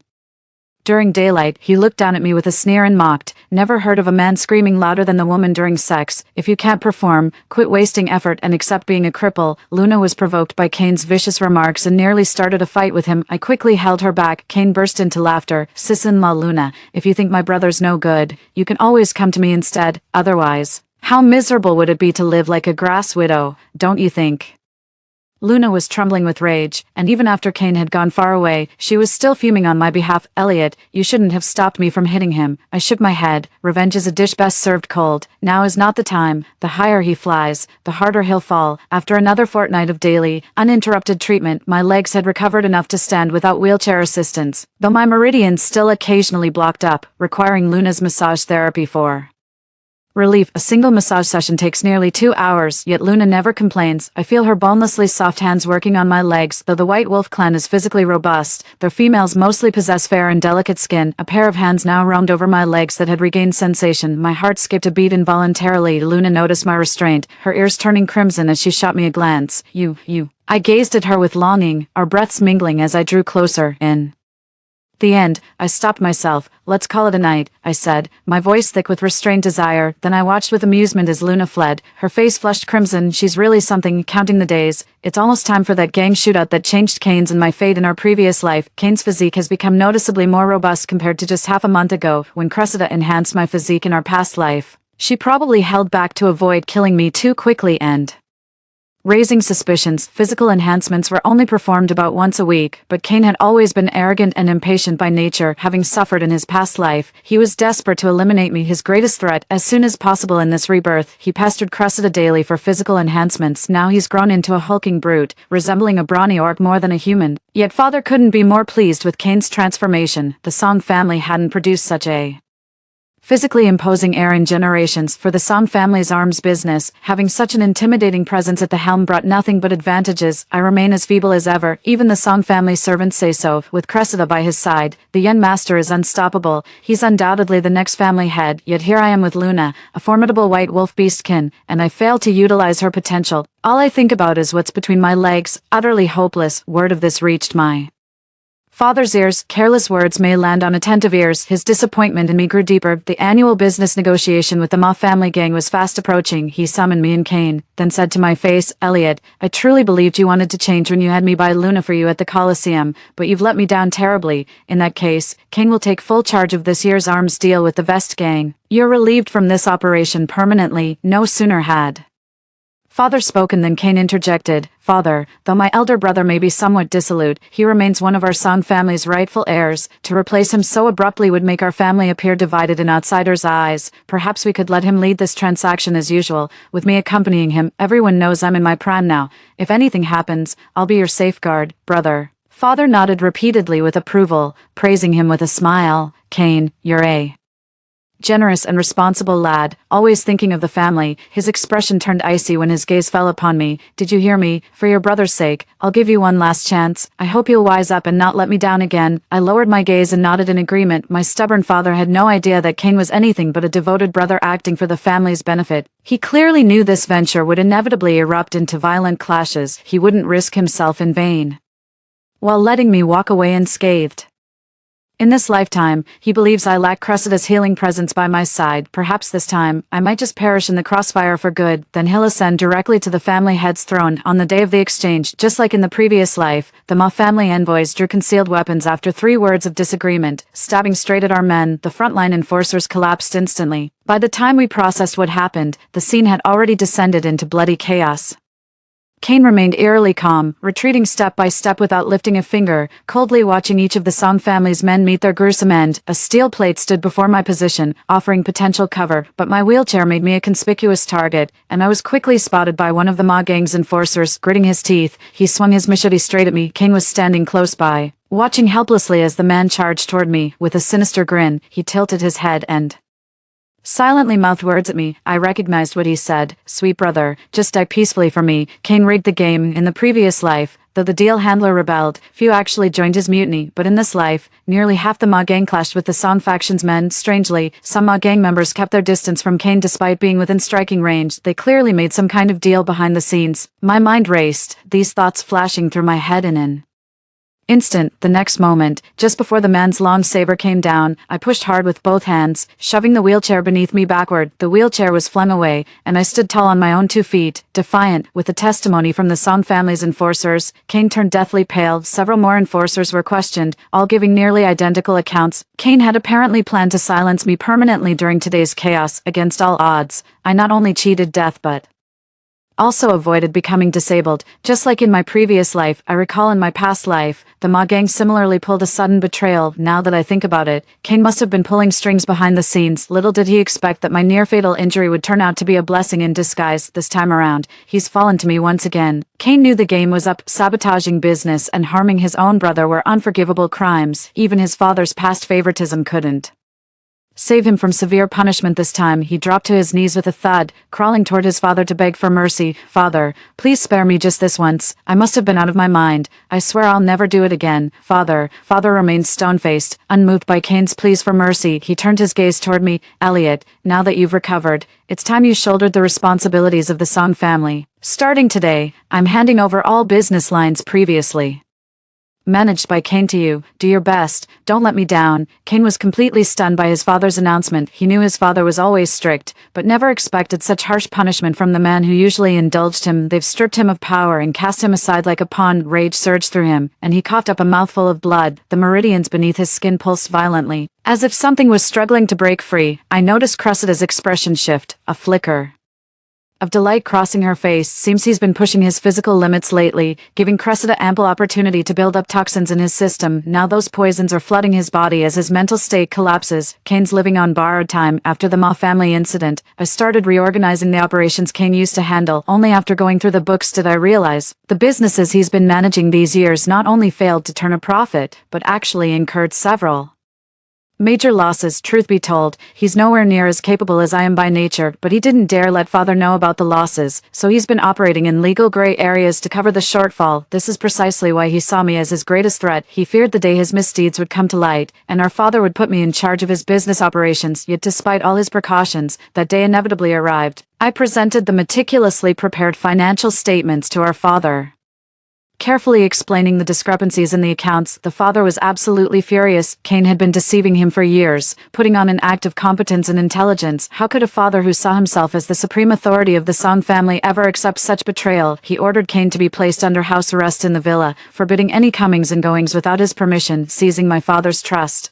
I quickly made my mark in the business world. Wealthy merchants who used To fawn over the young master sound now heard the winds were changing in our household. They began extending olive branches my way. After several collaborations, some merchants became quite familiar with me. They sincerely praised me for being far more steady and reliable than Kane could ever be. Said it's a shame I've been housebound all these years because of my leg condition. Had I taken over the Song family business earlier, Kane wouldn't even stand a chance. I couldn't agree more. That brother of mine, arrogant beyond measure and petty to boot. That's why he squandered 2 lifetimes of golden opportunities. Between securing my own footing, I made sure to pay my dear brother a sickbed visit. When I went to Kane's villa, I specifically instructed the servants not to announce my arrival. I walked right in unannounced. This should be the time when he takes his medicine. He's been ill ever since that day when his power was stripped and his schemes exposed, causing him to cough up blood and rage. 5. He fell gravely ill and required Cressida's constant care. I heard Cressida forces him to drink 3 bowls of special tonic daily, claiming it speeds recovery, but knowing Cressida,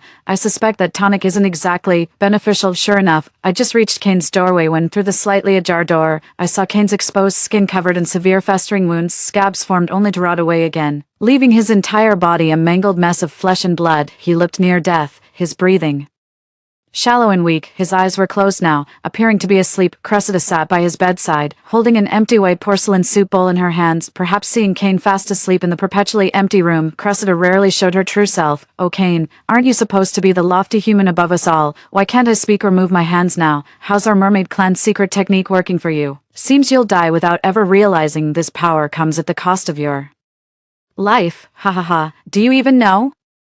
We merfolk created this very poison to fight back against you humans. Every merechild knows such terrible power comes only at the cost of death, yet generation after generation keeps taking it, even knowing it'll rot our flesh and bring agonizing death. Our bravest mermen still choose this fate willingly for our people, and you still treat it as some health supplement. This is the price you humans pay for hunting us down. You deserve this. So this was the real reason Cressida had always hated me. She didn't just hate me, she loathed the Song family and every human who treated beastfolk lives as worthless. Unable to resist, I pushed the door open gently and spoke up. So this is what you've been thinking all along. Cressida turned at the sound, and seeing it was me, went on high alert. Young master, you heard that. I approached her slowly. It's all right, I've always known, you knew. Cressida narrowed her eyes with dangerous intensity. Since when did you see through me? I chuckled softly. From the very beginning. Cressida looked at me in confusion. In her mind, I was the absolute villain. The Song family only treated her well because she was useful to them. But you, why have you never exposed me? The moment she asked me, I thought long and hard. In my past life, I married Cressida. She healed my wounds, restored my legs, and we shared those seemingly tender daily moments together. The truth is, I never truly hated her. Put yourself in my shoes. If an enemy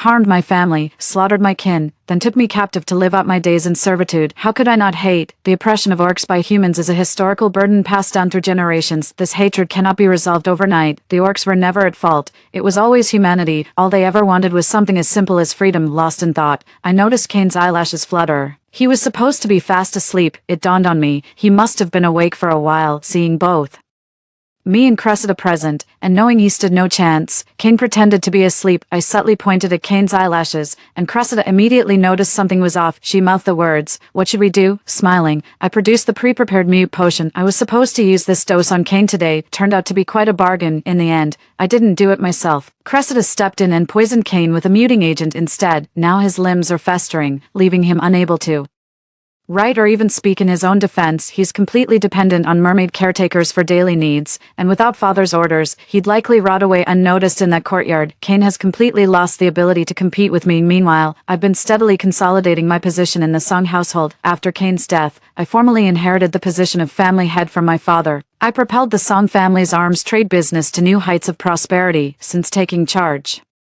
of the Song family, I've issued a series of decrees concerning orc rights. At least within the Song family, orcs' rights and interests are now properly safeguarded. As for Cressida, after Kane's death I honored her wish and let her return to the merfolk. Before leaving, she seemed to sense something. She told me she'd had a dream. In that dream, she was my wife, and in the end, she caused my death. I chuckled. It's just a dream. Why take it so seriously? But I still owe you an apology, Cressida said. I suspect she might have regained memories from her past life too, but none of that matters now. I watched Cressida walk away from the Song residence until she disappeared from sight. Turning back, I gently touched Luna's noticeably rounded belly. Look at this little one, already so big for their age. When they're born, they'll surely be a chubby little bundle of joy. Luna looked at me with a gentle smile. Well then, I hope he'll be born into a world where humans and beast folk can coexist. As equals, story 2, all 4 of us girls in the dorm room have been reborn, and one of us is even pregnant. With the apocalypse just 5 hours away, in our past lives, we supported each other in the struggle to survive the apocalypse but ultimately perished at the hands of zombies. This time, we are determined to strive to live to 101. When I woke up, I was lying on the bed in my college dorm room, and my 3 roommates, Gabriella, Sophia, and Allison, were slowly sitting up as well. After staring at each other in disbelief for a moment, we confirmed that we had indeed been reborn. It was now 10 in the morning, and the apocalypse would arrive in 5 hours. Our first thought was to go home, but we were all from different provinces, and even if we bought tickets now, we wouldn't make it in time. In our past life, we had narrowly escaped danger by hiding in a restaurant private dining room, but we struggled immensely due to a shortage of food and water. Later, in an effort to survive, we ventured out and lived on the edge, hiding and dodging zombies, but still met our fate being bitten to death 6 months later. We should take shelter here and stock up on supplies, holding out as long as we can, I suggested. Gabriella nodded. I agree, but our door is as thin as paper, it won't keep zombies out. Plus, we don't have much money, how are we going to buy supplies, even if we had the money? Our dorm is so small, where would we even put everything? Should we rent a place now? Sophia also expressed her worries. With only 5 hours left, there's no time to rent a place and buy supplies. I looked around the dorm, then tapped on the wall. Next door is the activity room. We can store supplies there for now. This wall isn't load-bearing, so we can make a hole in it later to get through. As for security, let's go to a building materials market, buy some lumber and tools, and fortify the doors and windows ourselves. Having survived the apocalypse before, we knew this was the quickest and easiest solution to implement. However, this process would definitely attract attention, but with limited time, we had to face whatever came our way. During our discussion, only Allison remained silent, because she was pregnant. In our past life, her boyfriend was about to study abroad. During their farewell, they got carried away, resulting in an unexpected pregnancy. A month into the apocalypse, Allison started showing signs of pregnancy. The child, like the apocalypse, arrived unexpectedly, leaving us all in disarray. I'm sorry, I can't hold you back anymore. Thank you for taking care of me in our past life. Allison spoke firmly, then transferred all her money to us. Take this money to buy supplies and survive. If there's an afterlife, I will repay your kindness. I grabbed her hand. We're in this together. We promise to be aunts to your baby. Exactly. We survived the hardships of our past life. With prior knowledge this time, it will definitely be better. Don't be afraid, Allison.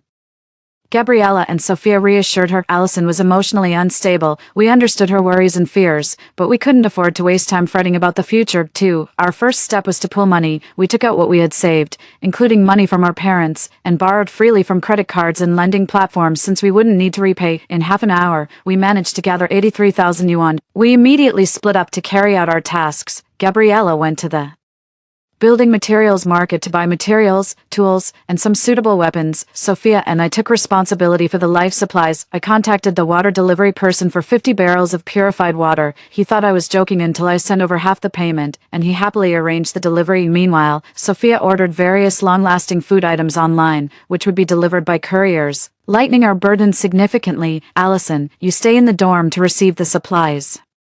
And don't leave. Make sure all our laptops and power banks are fully charged. You're our lifeline. We devised this method to keep Allison back. Finally, Allison nodded. Go ahead without worry. I'll handle things here. Sophia grabbed the falling bag, and we hurriedly climbed up the stairs, our hearts heavy with the thought of what was about to unfold. There was a large supermarket just outside the school, where Sophia and I, dragging our suitcases, went to stock up. It was exam week, and most students were either taking exams or studying in the library. The campus and dorms were deserted, except for some bedsheets and duvet covers fluttering colorfully on clotheslines, reflecting the students' mood as they prepared for the upcoming holiday. On the way, we called our parents to warn them of an imminent emergency and advised them to rush home and stock up on supplies. However, they didn't believe us. They couldn't see how there could be an emergency when everything seemed so peaceful and harmonious. We couldn't explain further. We just kept insisting that if they noticed any danger around 3 p.m., they should not run around but find a place to hide immediately. After informing our parents, we reached the supermarket. First, we headed to the section with rice, flour, oil, and vacuum-packed foods, taking as much as we could carry. Our second trip was to the fuel section where we took all the solid fuel canisters we could find, filling up first suitcases to take back when we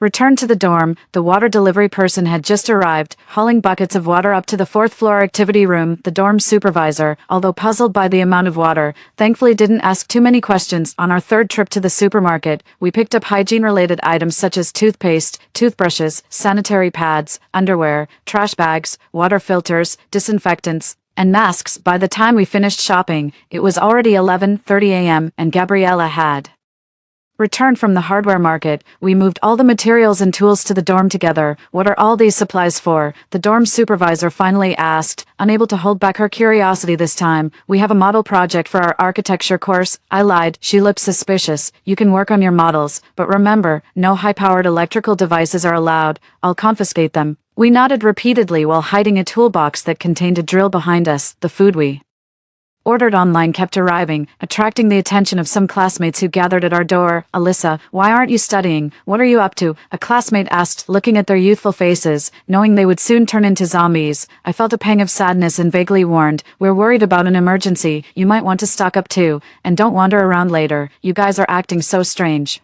How could there be an emergency? We have exams tomorrow morning, and I don't want to fail, they said before leaving. Forget it. No one would believe this kind of thing. Let's go. Sophia sighed in resignation. Although we knew what was coming, we were powerless to stop it. At noon, with a checklist to cover any oversights, we returned to the supermarket to pick up anything we had missed. Leaving the supermarket, I noticed a motorcycle shop next door and decided to buy 4 helmets and sets of abrasion-resistant clothes and gloves. We knew we'd eventually have to venture out for food and water, and these could help reduce the risk of getting bitten and infected. At 1:30 p.m., with only an hour left before the apocalypse began, we made our last stops at a baby store and a pharmacy. In the baby store, based on online advice from mothers, we bought formula, baby clothes, blankets, diapers, bottles, and maternity packs, among other necessities. We even downloaded videos on childbirth, not knowing whether the little life would have the fortune to arrive, but we prepared for everything. As we were leaving, we also grabbed 2 child-sized toilets, which we could use with trash bags for our sanitation needs later. Finally, at the pharmacy, understanding that if no help arrived within 9 months, we would be delivering the baby ourselves, we stocked up on various supplements, medicines, scissors, gauze, alcohol, and tourniquets, everything we might need, spending every last penny. At 2:40 p.m., we returned to the dorm in our car. Most students were out for exams, and the dorm building was eerily quiet. We climbed the stairs, laden with bags, when suddenly my hand felt lighter. Looking back, it was a passing girl who helped me lift the bag. Thank you, I can manage, I declined, a bit wary. The girl flashed a bright smile. No worries, just lending a hand. Beside her, another girl with short hair was helping Sophia with the baby formula. Why are you still drinking baby formula? It's not suitable for us. You can buy formula specifically for students, the short-haired girl said with a laugh. Okay, we'll switch next time, I responded. They helped us carry the items up the stairs to our dorm, heading up to the 6th floor where the horticultural department's dorms were located. After putting everything away and locking up the activity room, we silently returned to our dorm. At the age of 20, we awaited the end of days. At 3 o'clock, the clouds piled up in the sky, obscuring the sun. A scream tore through the campus, quickly followed by a second and third. The infected indiscriminately bit those around them, and those bitten soon turned into the walking dead. Allison curled up in bed, clutching her stomach, while we called our parents, urging them to stay hidden and not to wander around. Then I grabbed an electric drill from the toolbox, plugged it in, and Gabriella and Sophia instinctively picked up wooden planks. We began to nail the doors and windows shut in unison. Halfway through boarding up a window, a bloody hand appeared. It was Beatrice from the next room, who had been bitten. Something's happened outside. I forgot my keys. Let me in to hide, she pleaded, fear evident in her eyes. Dark lines were already spreading across her neck, creeping towards her brain. She had at most 5 minutes before her consciousness would be completely gone, turning her into a zombie. Beatrice, call your parents, I suggested. It seemed the kindest way to say goodbye. Beatrice paused, then looked at her reflection in the window. Seeing the terrifying lines, she began to scream frantically. She desperately banged on our door. Let me in. Please let me in. We couldn't open the door. All we could do was continue securing it while feeling utterly helpless. Beatrice's cries gradually quieted. Through the crack of the door, I saw her struggling to dial a number on her phone, quickly getting through. Beatrice, hide quickly. Something's happened outside. A worried voice came from the other end. Mom, Beatrice called out weakly. Then her phone clattered to the ground. Her eyes turned gray. Devoid of any human expression, Beatrice, Beatrice, her mother continued to call from the other end, but Beatrice could no longer hear. Her body swayed as she scratched at our door, drawn by the scent of the living, wanting to come in. We didn't have time to mourn for her. We just had to keep nailing the door shut. The news reported on the situation. Today, a calamity was unfolding globally. The government urged everyone to seek shelter nearby and wait for rescue. We contacted our parents. Again, relieved to find they were still alive, my mother cried, fearful that we might never see each other again. My father, a former soldier, was much calmer, advising me on how to fortify our house and stay safe. He reminded us to stay united, especially in times like these. Allison, try contacting Alexander. I urged her. Allison was an orphan, supported by Alexander's family for her living and education. They were childhood sweethearts. Last time, we all managed to contact our families. Except for her and Alexander. Okay, Allison snapped back to reality and sent a voice message to Alexander. This time, the call connected. Upon learning that Allison was pregnant, Alexander urgently advised, wait for me to come back and get married. But he was on the other side of the ocean, separated from Allison by vast distances, making his return no easy feat. Don't come back, stay hidden there. And wait until things stabilize before returning, Allison insisted, although we had no idea when that future stability would come. After we hung up, we continued our plan, taking advantage of the noisy chaos outside to start breaking through the wall. Half an hour later, we had created a hole just big enough for a person to squeeze through, and then nailed the door of the activity room shut. The activity room, facing the corridor, had no windows, unless someone could fly up to the 4th floor from the back. No one would discover the supplies stored here. We didn't board up the balcony. Doing so would be too obvious. However, since we were on the 4th floor and zombies can't fly, the only threat we anticipated was from other humans. By 7 p.m., the campus had quieted down considerably. Most people were infected and wandered aimlessly, looking out. Some dorm rooms still had lights on, and cries and curses could be heard occasionally. It seemed there were still people in our building, but I couldn't pinpoint their exact location. We didn't turn on the lights, opting instead to quietly organize supplies with the curtains drawn. The dorm room was now filled with stuff. We kept essentials within reach and moved everything else quietly into the activity room. When it was time to sleep, aside from Allison, the 3 of us took turns keeping watch. Each of us had a hammer and a knife at our side, ready to handle any emergencies. The next morning, the air had already filled with the stench of decay. It was summer, and bodies decomposed quickly. Someone was vomiting. But the 4 of us had grown accustomed to the smell, which would persist until winter arrived. We continued to contact our families, thankfully finding them still alive, and encouraged each other to keep going. After a simple breakfast, we bathed and cleaned up, then filled every basin and container with water. A message came through in the class group chat. The counselor was checking who was still alive. Only 4 guys responded. While we remained silent, of the 42 students in our architecture class, only 8 survived. Someone in the group lit a virtual candle, followed by 3 others. The counselor advised in the chat, secure your doors and windows, keep quiet, store water, charge your batteries, and wait for rescue. But we knew rescue was unlikely to arrive anytime soon, at least not within the next 6 months. On the 3rd day of the apocalypse, the power and water shut off. As soon as we woke, we tried calling home, but this time, I couldn't reach my parents. Perhaps there was no signal, or perhaps I didn't dare to think further, hoping it was just a connectivity issue. Allison, too, was unable to contact anyone. She and Alexander had lost communication since the previous night. We didn't say much, preparing for the worst but hoping for the best. We turned off all computers and chargers, hoping the batteries would last for 9 months. Long enough to watch videos that might help Allison during childbirth. Outside, the sound of zombies scratching at the door could be heard. Peering through the crack, I saw a dozen of my former classmates wandering the hallway in tatters. Is anyone still alive? Is there anyone left? 401, 402, 403, someone in room 405 cried out hysterically. It sounds like she is on the verge of a breakdown. When the zombies heard the noise, they all gathered towards it. Being quiet at that moment was the most effective way to protect oneself, but I could understand her situation. She was probably the only one left in her dormitory. Soon her screams ceased. She must have realized that shouting would attract the zombies. On the 4th day of the apocalypse, the cell phone signal was completely gone. Around noon, we suddenly heard the sound of a car. Looking out the window, we saw a small van stop downstairs. A robust father and son duo, along with a middle-aged woman, climbed onto the vehicle and shouted at the top of their lungs, "Ashton, where are you?" Their shouting immediately drew the nearby zombies, but the zombies couldn't reach them due to the height of the van. Mom, Dad, brother. The girl in room 405 opened her window, crying with joy. It turned out her family had come to save her. The father and son spread out a blanket and shouted, "Ashton, jump down, we'll catch you." Without hesitation, the girl leaped down and her father and brother caught her firmly. Then the family embraced tightly. Seeing this, we all felt envious. Having family by your side during such times brought a sense of security. We too missed our parents, even in death. It would be a blessing to be together.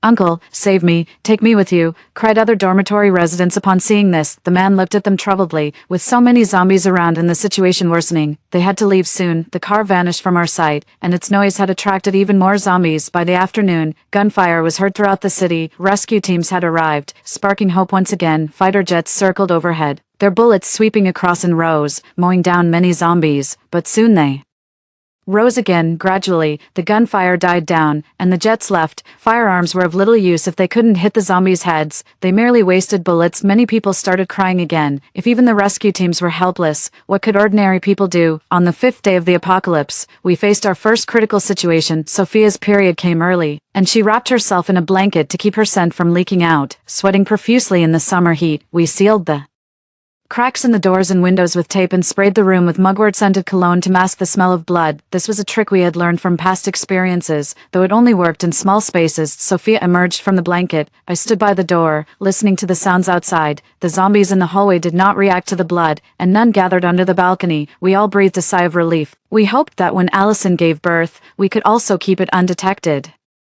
from the zombies. On the 6th day of the apocalypse, a heavy rain fell. Surviving students stood on balconies with buckets to collect rainwater, and some even stripped down to shower. During the downpour, the zombies stood motionless, letting the rain wash over them. Among these zombies, I saw classmates and our counselor. Just a few days ago, the counselor was still checking in on who was alive in the group chat, instructing us not to go outside. But now, she had become a zombie. Why hadn't she stayed safely in her room? There was only one explanation. She had already been infected when she sent those messages. I clasped my hands and prayed to the heavens, praying for every soul to find its place. Stop praying. This situation proves there are no gods. If there were, how could they allow humanity to suffer like this? Gabriella said angrily. Sophia shook her head. Maybe not. Perhaps our rebirth is part of some divine plan. That's true. But what can we do? We didn't know what we could do. The only thing we can do is to cherish this opportunity and live well. Day 10 of the apocalypse. Perhaps knowing that rescue was unlikely, the surviving students began to fend for themselves. After the rain stopped, I saw people tearing bed sheets into strips and tying them around themselves, then climbing from one balcony to another in search of supplies. Some people didn't have the habit of stocking up on snacks,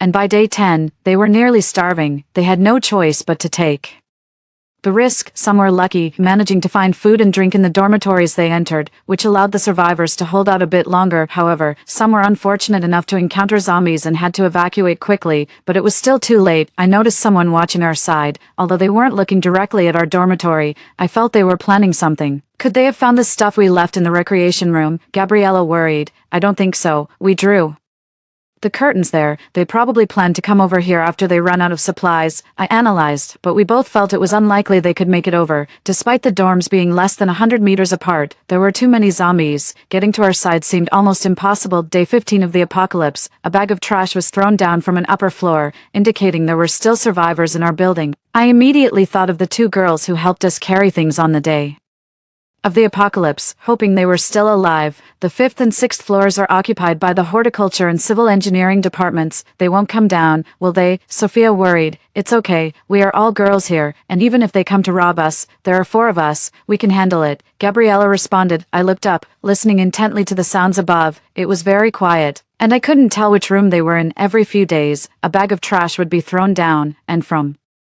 this frequency, I deduced there weren't many people above. Day 30 of the apocalypse, Allison began experiencing morning sickness, along with symptoms like bleeding gums and cracked skin. This was because we hadn't eaten any fruits or vegetables for a long time. While we were managing okay, it was different for her since she was pregnant. That's strange. Isn't she taking vitamins every day? How could this happen? We opened the medical books we had downloaded on our phones and discovered that vitamins couldn't completely replace fruits and vegetables, and that some people could even get poisoned from taking too many. But where could we find fruits and vegetables now? Just as we were worrying, there was a noise from the balcony. We immediately held our breath and stayed silent. I picked up a knife and tiptoed over, with Gabriella and Sophia following me with weapons in hand. Peeking through a corner of the curtain, I saw a girl tied with bed sheets sitting on the railing, looking up and Talking to someone above, I've made it. There seem to be no zombies here. I remembered this girl. She was the one who had helped us carry things that day. They were indeed still alive. She deftly jumped down, holding a fruit knife, and slowly approached us. The moment she pushed the door open, I pulled her in and held the knife to her neck. Don't move. Although she had helped us before, she was now holding a knife, and I couldn't afford to take any chances. The girl we subdued immediately dropped the knife and raised her hands. Don't kill me. I just came to find some food. I mean no harm. I had the knife for zombies. I kicked her knife away, feeling conflicted inside. She had discovered us and had seen our supplies. A single shot from her could make us a target. Eliminating her seemed the safest option, but although I had killed zombies, I had never killed a person, and I couldn't bring myself to do it. Especially since she didn't seem to be lying. Gabriella and Sophia also hesitated, looking at me uncertainly. I remember you guys, the ones who bought a lot of milk powder last time. It's really great that you're still alive. I thought everyone was dead. The girl whispered softly. I finally let go of the knife in my hand. This girl was terrifyingly saint-like. Even when I was holding the knife to her, she had said, "It's really great that you are all alive." We gave her some food, and just as we were about to warn her not to come back or else we wouldn't be so polite, she spoke first. "I won't take your food for nothing.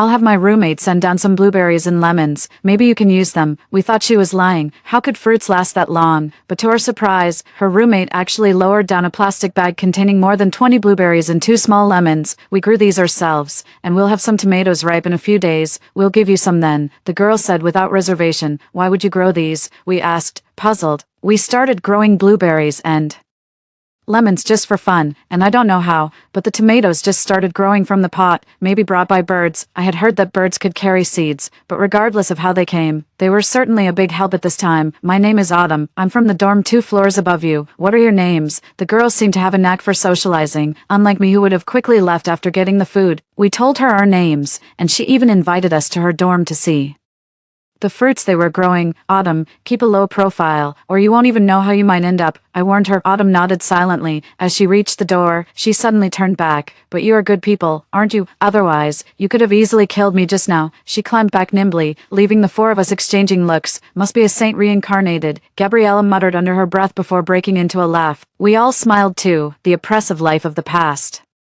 month finally relaxed a bit today. We sliced the lemons and mixed them with honey for Allison to drink, and she finally stopped vomiting so violently. 2 days later, Autumn actually sent down 6 tomatoes. Although they weren't very pretty, they tasted somewhat sweet and tangy. We tasted a few and gave the rest to Allison. We reciprocated by sending some food to Autumn and told her how to avoid attracting zombies during menstruation, and gradually we began to communicate more, but they never asked us why we had stockpiled so many supplies. I knew they were curious too, but perhaps they didn't ask out of fear, or maybe out of respect. On the 50th day after the apocalypse began, we spotted living people, fertile young men, carrying buckets, were smeared with a dark red paste, carefully walking among the zombies, who surprisingly did not attack them. How did they manage that? Allison asked in amazement. I couldn't see clearly what was on them, so I used my phone's camera to zoom in for a closer look. Through the camera, it appeared that they were smeared with flesh and blood. My mind flashed back to a zombie TV show I had seen, where people covered themselves with zombie flesh and blood to mask their scent and successfully avoided the zombies. I shared this with Allison and the others, and they found it incredible. We continued to watch the young men as they quickly passed through the woods to an artificial lake, filled their buckets with water, and then ran off. Although they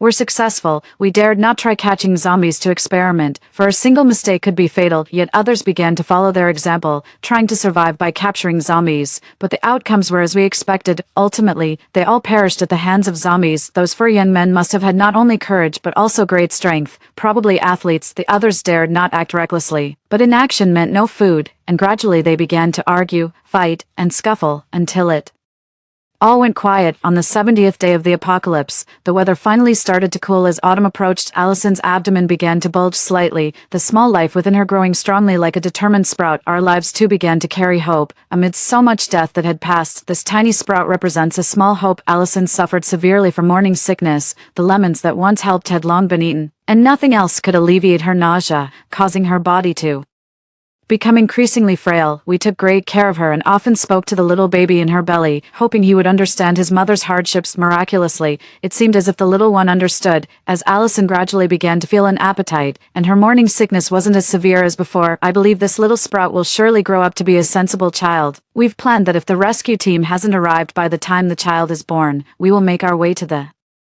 neighboring agricultural university there, with its agricultural base and greenhouses, likely still stocked with seeds and fertilizers, we could settle down and start farming. Autumn and her roommate Brianna would occasionally sneak down under the cover of night, and were surprised to see Allison pregnant. "So, you are buying baby formula because you have a little one on the way," Autumn said with a look of realization. "May I touch him?" Allison nodded. "Go ahead, thanks to all the fruit you've shared. This child will grow up healthy partly because of you." Autumn carefully placed her hand on Allison's belly. "The baby is moving. He's kicking me." "How could that be? He's only 3 months old and not moving yet." "It must be my stomach making you think that," Allison said with a smile, now looking much healthier and truly maternal. "I want to be his godmother when he's born," Autumn declared. Gabriella clicked her tongue. "We all just want to be aunts, and here you are wanting to be a godmother, dreaming big." Everyone laughed softly. The sky was heavily clouded, hiding the moonlight. Though clouds can obscure the moon, they cannot steal it away. On the 80th day of the apocalypse, those 4 boys appeared again. This time, they weren't here to fetch water, but to look for food. Armed with clubs and knives, they searched the buildings around us for supplies. In a past life,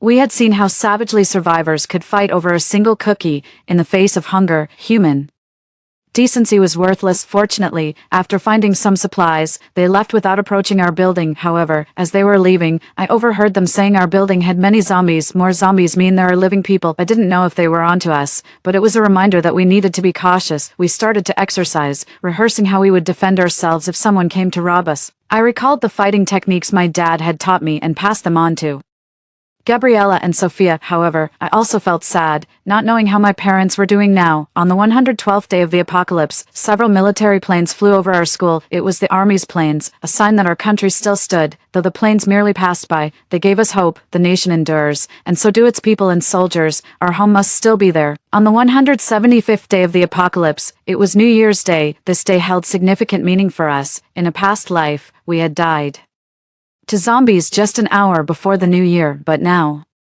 we were still alive. We kept our eyes open until the new year arrived. We've survived. The 4 of us hugged tightly, unable to hold back tears. Suddenly, Allison cried out softly, gently touching her belly. "What's wrong?" Gabriella and Sophia asked anxiously. Allison gasped. "The little rascal is kicking me. He's a little mischief maker." Gabriella laughed. "Little baby, don't bully mommy," Sophia said to Allison's belly. I also reached out and could feel a small bump. Allison said it was the baby's hand. It was my first time touching a fetus, and the feeling was extraordinary. Although I wasn't related by blood, a sense of responsibility inexplicably arose in my heart. We were initially panicked by his arrival, afraid that he would be a burden, but now I look forward to his safe and healthy birth, hoping he grows up in a world free of zombies, surrounded only by love and blessings. That night, we all had good dreams. On the 200th day of the apocalypse, it was the Lunar New Year. Snow began to fall, blanketing the world in white. The number of zombies at the school had decreased significantly, their whereabouts unknown. Looking down the hallway, the zombies were gone, leaving behind only Beatrice's cell phone. I can still hear her last conversation with her mother ringing in my ears, and I find myself missing my own parents. In the snowy landscape, 2 red-crowned cranes danced gracefully, a sight of elegance we had never seen before. We all crowded at the window, mesmerized. As about 7 or 8 zombies approached them, we tensed up, sensing danger. The cranes took flight, while we remained trapped, unsure of when we would be freed. Suddenly, a rebar flew, piercing a zombie's skull, causing it to fall as dark blood stained the white snow. The 4 boys appeared again, carrying knives. They approached, decapitating a zombie and discarding its head, then smearing its blood on themselves. The nearby zombies, drawn by the scent of living humans, swarmed over. The boys fiercely chopped off zombie heads, dragging the bodies toward our dormitory building. "They seem to be heading to our dorm," Gabriella said nervously. Soon, we heard the sound of the main door being shut, followed by the noise of searching and rummaging. No one had visited our building before, so there should still be some supplies left. They might stay for a while. What should we do? They'll definitely come up, and they're so strong. We're just like chicks in front of them. I had gotten a good look at the 4 of them, nearly 6 feet tall. They could decapitate a zombie with a single strike. We definitely couldn't match them in a fight. I checked our supplies. Since we usually shared with Autumn and the others, we only had 17 buckets of water left, and food that could last maybe 3 to 4 months. "Let's hide in the activity room for now. If they find us, we'll share our supplies if that's what they want. But if it comes to life and death, we won't back down," I said. Gabriella, Sophia, and Allison agreed, as those were our only options at the moment. The 4 boys didn't come up immediately. They kept searching the lower floors, even lighting books for warmth. We could hear their complaints and curses. They searched floor by floor, and on the 3rd day, they reached our 4th floor. We hid in the activity room, covering a hole in the wall with a large poster. With a loud bang, Our bedroom door was kicked forcefully but didn't open. This door is pretty sturdy, damn it, can't kick it open with one foot, one of them said. I think you just haven't eaten enough, move aside, let me do it, another sneered, then kicked hard, with a crack, the door panel shattered, but because we had propped it with wood slantingly, the door, though broken, remained closed. They paused, and then it went quiet. We didn't know what they were doing, and could only tightly grip our weapons. About 3 minutes later, they suddenly appeared on our balcony, having climbed down from the 5th floor. There are so many wooden boards here, someone must be living here. Their voices carried over. Where are they, though? Someone asked, sitting near a hole in the wall, making our hearts leap to our throats. They probably went out for food and got bitten by zombies. Someone knocked on the wooden boards. Which department's female dormitory is this? They can even do carpentry. That's pretty badass. It must be the civil engineering or architecture department, female.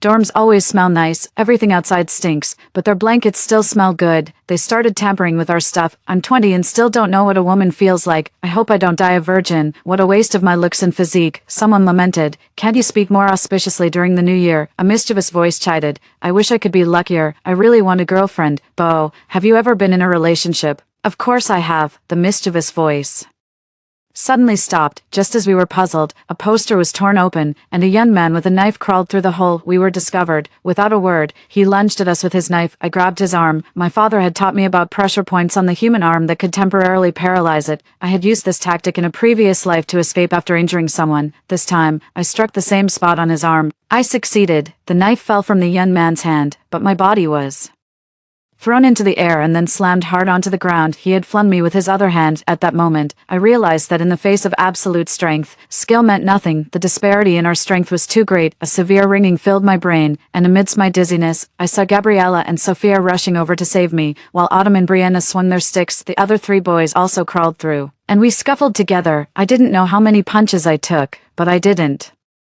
let them off easily either. I bit fiercely into one of their hands, drawing blood. No, Allison screamed, kneeling in front of the boy and spreading her arms to protect me, tears streaming down her face. Take everything, just don't kill her. It was then that I noticed the boy had already moved his knife towards my throat. The boy and his companion stopped, looking at us in surprise. Are you human? The boy asked. Of course, we're human. I released my bite, my mouth filled with the taste of blood. He had suffered a significant bite from me. He also withdrew his knife. If you're human, why didn't you speak? You bit like zombies. That's when we realized they thought we were zombies, so they attacked with knives, and we fought back thinking they were here to rob and kill us. Everyone was on edge, ready to snap at any moment. We sat far apart from each other. They gathered and talked among themselves. Through their conversation, I learned that the talkative boy I had bitten was Bo. The one afraid of dying a virgin was Bennett. And the other 2 who sneakily watched us were Bryce and Calvin. Bo was their squad leader, and the other 3 listened to him closely as he bandaged his wound. He had our supplies. Then his gaze fell on Allison's belly. There's even a pregnant woman. Allison was now 8 months pregnant and looked pale after the ordeal. We can share our supplies with you, but don't try any tricks, I told them sternly. Bo looked at us disdainfully. What if we do want to play tricks? What can you do about it? You're right, we can't do much about you, but they can. I pointed outside at the zombies. If we recklessly cut our veins and our blood spurts out, do you think those zombies outside won't crazily rush towards us? Can you guarantee that you'll escape unscathed? Bo's expression gradually became serious. He could tell we weren't joking. We helped Allison to lie down and covered her with several blankets, but her hands remained ice cold. I moved all the books out to start a fire for warmth. Since we had already been discovered, there was no longer a need for caution. Bennett and the other 2 were peering over curiously, while Bo fiddled with the knife in his hand. That night, neither of us got much sleep. The next day, we ate some dry instant noodles, but Bo and his group cooked a meal. They tore up books and split tables for firewood, and cooked some of our vacuum-packed food with rice, filling the air with a delicious aroma. They ate ravenously, almost licking the pot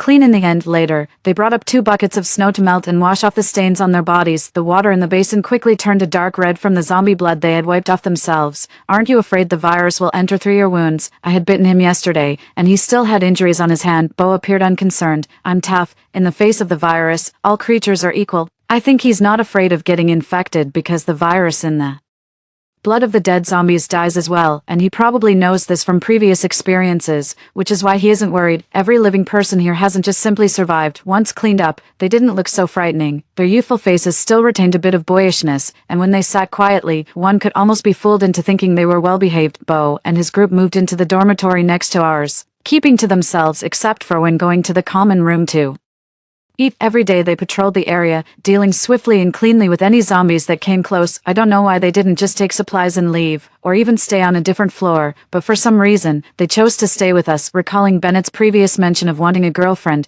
Could it be? But we couldn't dwell on that now, because after the incident, Allison was shocked and her mental state began to deteriorate. Struggling to eat anything, we were worried but felt powerless, only able to carefully look after her while preparing for the possibility of premature labor. Bennett came by occasionally, looking like he wanted to say something. If you have something to say, just say it. I didn't like playing guessing games. Bennett half-stepped through a hole in the wall. Although I'm not a doctor, I think she needs one. That's stating the obvious. We were also in desperate need of a doctor. But there was nowhere to find one now. Bo dragged Bennett away.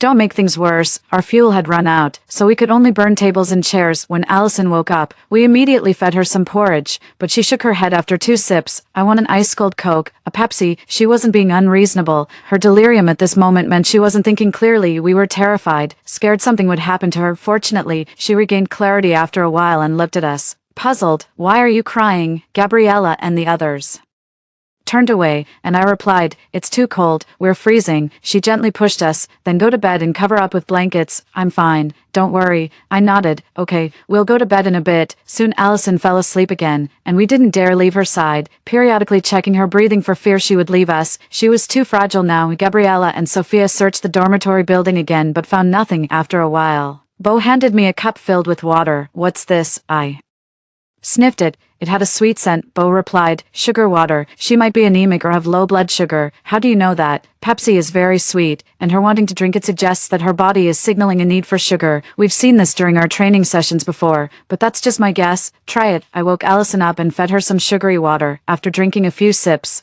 she seemed to perk up a bit and even had an appetite to eat something before going back to sleep. Thank you, I said to him. He pursed his lips. We should be the ones apologizing. If we hadn't been so impulsive and attacked you back then, maybe she wouldn't be in this state. Bo apologized. I had always been wary and displeased with them, but hearing him say that, I couldn't help but sigh. It's hard to say who's right or wrong in this matter. We all just want to survive. Day 210 of the apocalypse. Thick clouds pressed down again, and snow began to drift from the sky. While cooking, Autumn suddenly called out from the 6th floor balcony, listen, do you hear that? Sounds like a car, doesn't it? We listened carefully and indeed heard a faint sound, seemingly coming from the direction of the neighboring agricultural university. Bo and the others climbed up to the rooftop to look, and after a while, they came back and reported that there indeed were people there, and it seemed like a rescue team. We were overjoyed and immediately gathered books and would to start a smoke signal in hopes of drawing their attention, but no matter what, the smoke wouldn't thicken, and our shots went unheard. Bo and the others then ran out and set fire to a dormitory building, hoping that would make us noticeable. However, the heavy snow dampened the fire, and it also attracted zombies, so we had to give up the plan. Bo, Bennett, let's go check it out first thing tomorrow morning. Bryce and Calvin, you guys stay here to help. Bo began to arrange, thinking it was time to take action. Okay.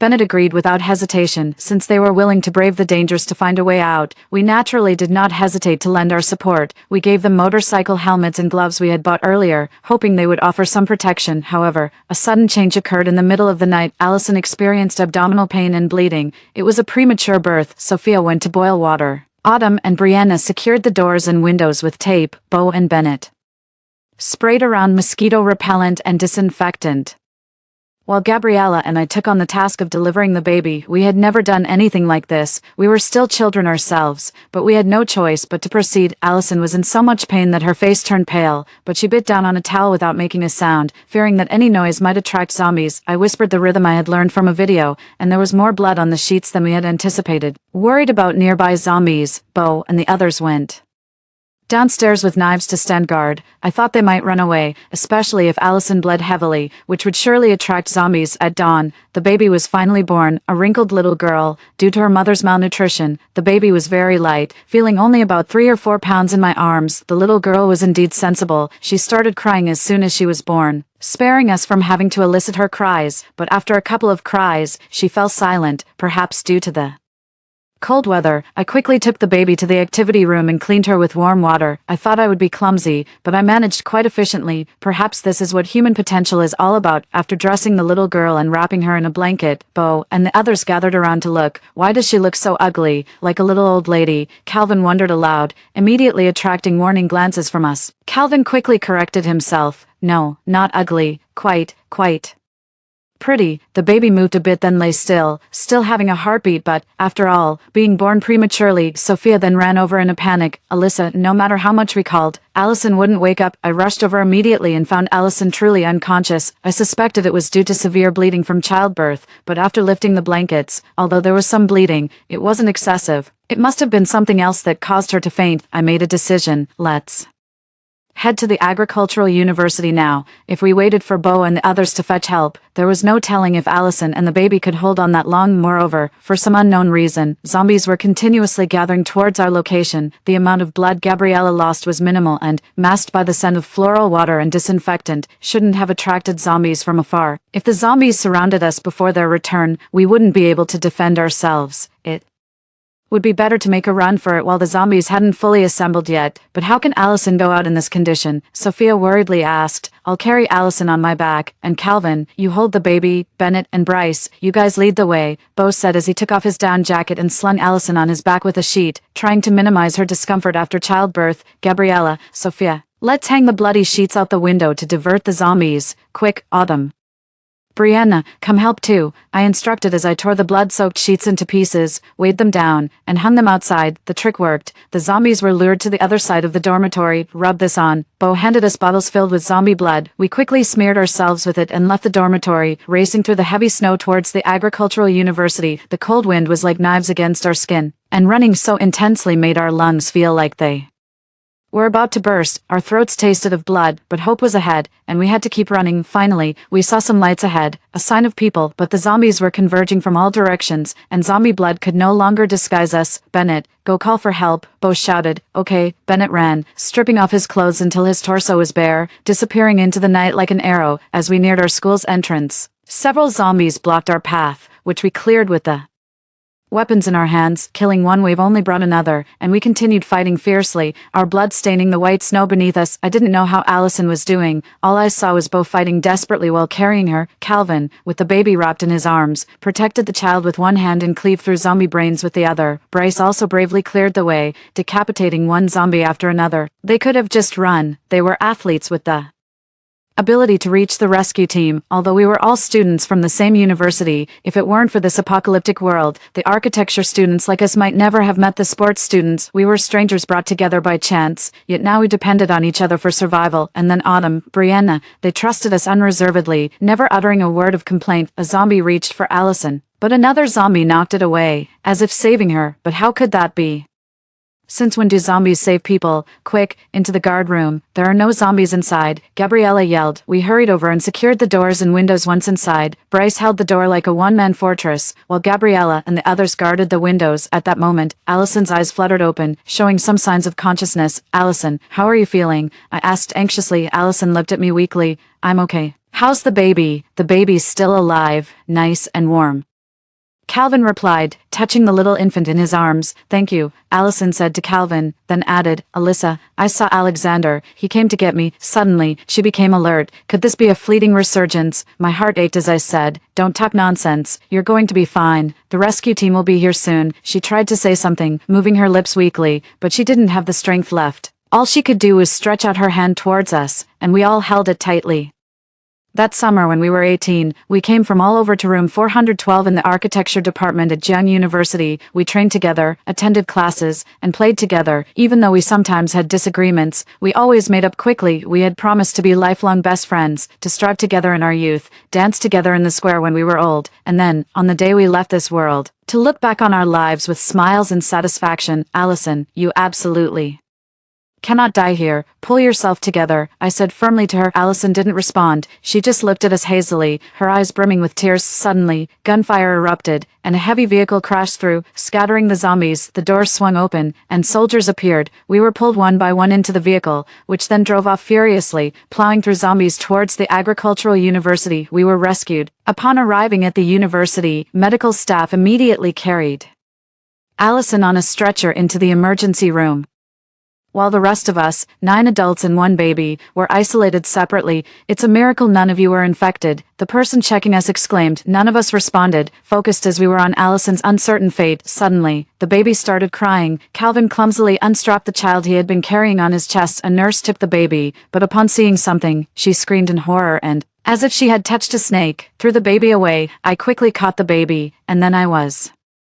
stunned too. There was a dark purple wound on the tiny baby's face. She had been injured by a zombie. I was in shock, overwhelmed by a feeling of helplessness that made it hard to breathe. She was so small. She had just come into this world. How could this happen? I was holding her the whole time. I wasn't injured. How could she be? Calvin was full of self-blame. A security officer approached and aimed a gun at the little girl. They couldn't allow any infected individuals at the camp. I blocked the gun with my hand, tears uncontrollably streaming down my face. She's still human. Can we wait until her human life ends and she turns into a zombie, then let her pass to another world? Gabriella and others also stepped forward to block the gun, and the security personnel sighed and lowered the weapon. As time ticked by, the little child, unaware of what was about to happen, continued to cry. She was hungry. She hadn't eaten anything since she was born. Even after 5 minutes, she was still crying. We all watched in shock because no one who had been infected stayed human for more than 5 minutes, but this baby did. She remained human. There were no terrifying marks on her. Her little face was flushed red from crying. Her heart was still beating, thumping loudly. I could feel it. She hasn't turned into a zombie. She's still alive, I said, my voice trembling with emotion. The security officer rushed outside, his voice also shaking. Get all the virologists to isolation room 3. Immediately, as a large group of people in protective suits entered, we were taken to another room where someone brought us hot water. So, is Little Star here to save the world? Sophia murmured. Little Star was the nickname we had given the child. We didn't know the baby's gender, and the name was suitable for both a boy and a girl. It must be. That's why we. Gabriella stopped mid-sentence, but I knew what she wanted to say. She meant to say that thus, we are reborn. If Little Stars truly have the power to save the world, then the meaning of our rebirth isn't just for us to survive alone, but to protect the arrival of this little angel. When the snow stopped, Allison woke up. The doctor said she had fainted due to prolonged anemia, exhaustion from childbirth, and potassium loss. Luckily, she was brought in just in time and was pulled back from the brink of death. When we visited her in the hospital room, she was receiving an IV drip. Although still weak, she was able to speak. Where is the baby? She asked. As we were thinking about how to explain, Sophia said with a smile, she's out saving the world. This answer was unexpected yet made perfect sense. Yes, that tiny life was indeed shouldering the mission to save the world at that moment. On the third night, the virologists shared news that antigens capable of suppressing the virus were found in Little Star's blood. This explained why Little Star didn't turn into a zombie after being scratched. As for why Little Star had these antigens, the experts couldn't yet explain. The initial theory was similar to how newborn umbilical cord blood can rebuild the human body's hematopoietic and immune systems, or perhaps it was a form of self-protection by the fetus sensing the harsh external environment while in the womb. The specific answer would require further research. Little Star was conceived when her parents loved each other before the apocalypse, gestated through the hardships of the end times, and born on the run amidst strife and struggle. Whether it is theology or science, she was destined to be extraordinary. I stepped outside and looked up at the sky. The once oppressive clouds had dispersed, revealing a bright, tranquil moon, quietly illuminating the world. Why are you crying if things turned out so well? Bo appeared beside me. I reached up to touch my face, only then realizing it was wet with tears. It's nothing. Maybe just too happy. Thanks for everything this time. How is Bennett now? Bennett had exhausted himself fetching help that day and had collapsed from sheer fatigue. He's fine, just needs a couple of days to rest. I nodded, then after a moment of silence, voiced the question that had been on my mind. Why didn't you guys leave after you got the supplies that day? Was it because? He looked at me disdainfully. Stop there. Did you even see yourselves? Hair disheveled, faces pale as ghosts. We thought you were zombies. How could we have any improper thoughts towards you? I retorted without backing down. You guys weren't any better, covered in dirt and reeking, looking more like ghosts than we did. He actually burst out laughing and after a while said softly, the reason we didn't leave was because we were afraid that once we left, we might never see living people again. Only then did I understand that these four seemingly carefree individuals also craved human warmth. On the 220th day of the apocalypse, the tireless virologists announced the completion of the artificially synthesized antigen, which began clinical trials. We finally got to see Little Star. She had been in the lab for a while, making it hard to visit her. The nurse brought the little girl out, and Allison immediately reached out to take her. It was the first time she had seen her child since birth. She looked at her child tenderly, her gaze making even the cold winter feel warm at that moment. We gathered around too. Little Star was well cared for, looking much bigger and healthier then at birth, and the scar where the zombie had scratched her face had faded significantly. Calvin stood far away, not daring to come closer, burdened by guilt for not protecting little Star better. Allison handed little Star to him, understandingly saying, "Hold her, see if she's changed a lot since you last saw her." Calvin awkwardly took the child, examining her carefully. She looked so much better now.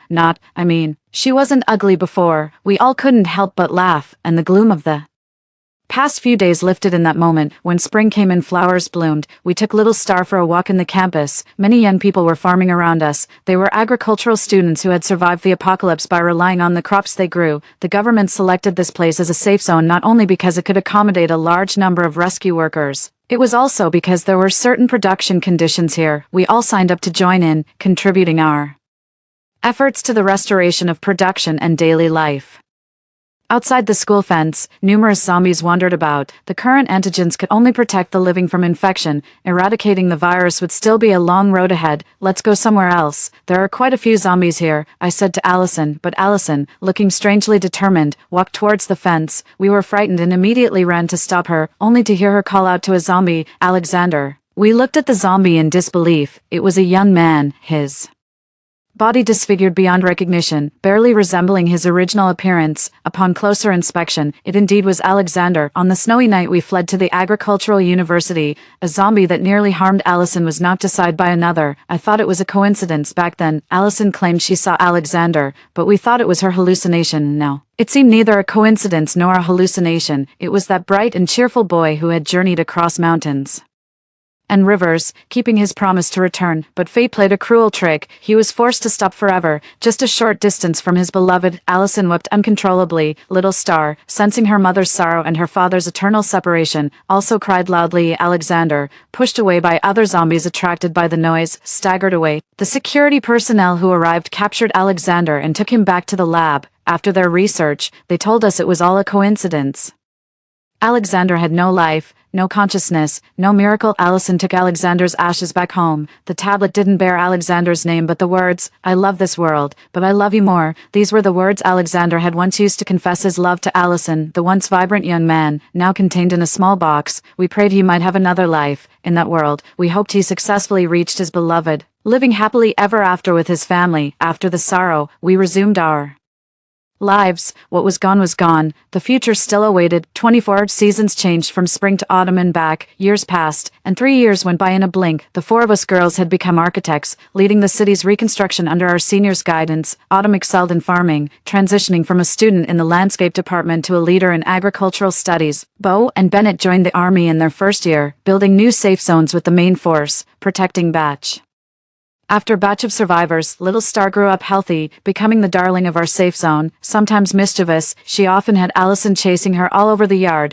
who said she was sensible. "She's really a little troublemaker," Allison said, exhausted and sweating, but then she laughed and added, "Just like her dad." In the 5th year, the zombie crisis was finally resolved, and I made a trip back to my hometown. When I pushed open the door of my house, it was covered in dust. My parents were gone. On the dining table, a cup held down an envelope labeled for Alyssa. I opened the yellowed letter inside, written in my dad's handwriting. "Think about it. If you're reading this letter, it means we haven't met. Perhaps by now we are separated by life and death. But Mom and Dad want to tell you, we went out looking for you. We never gave up on you. Mom and Dad love you." The date was July 6th, the 3rd day after the apocalypse began, although they didn't know if I would ever read this letter. They hoped I was alive. Clutching the letter, I knelt on the ground crying, my heart torn with pain. Reborn in this world, I never got to reunite with them. When I left, I also left behind a letter with my address and took a family portrait with me. Maybe one day in the future, we'll run into each other at some street corner, their hands clasped together, their temples turned gray, while I've grown into someone they no longer need to worry about when I return to the safe zone.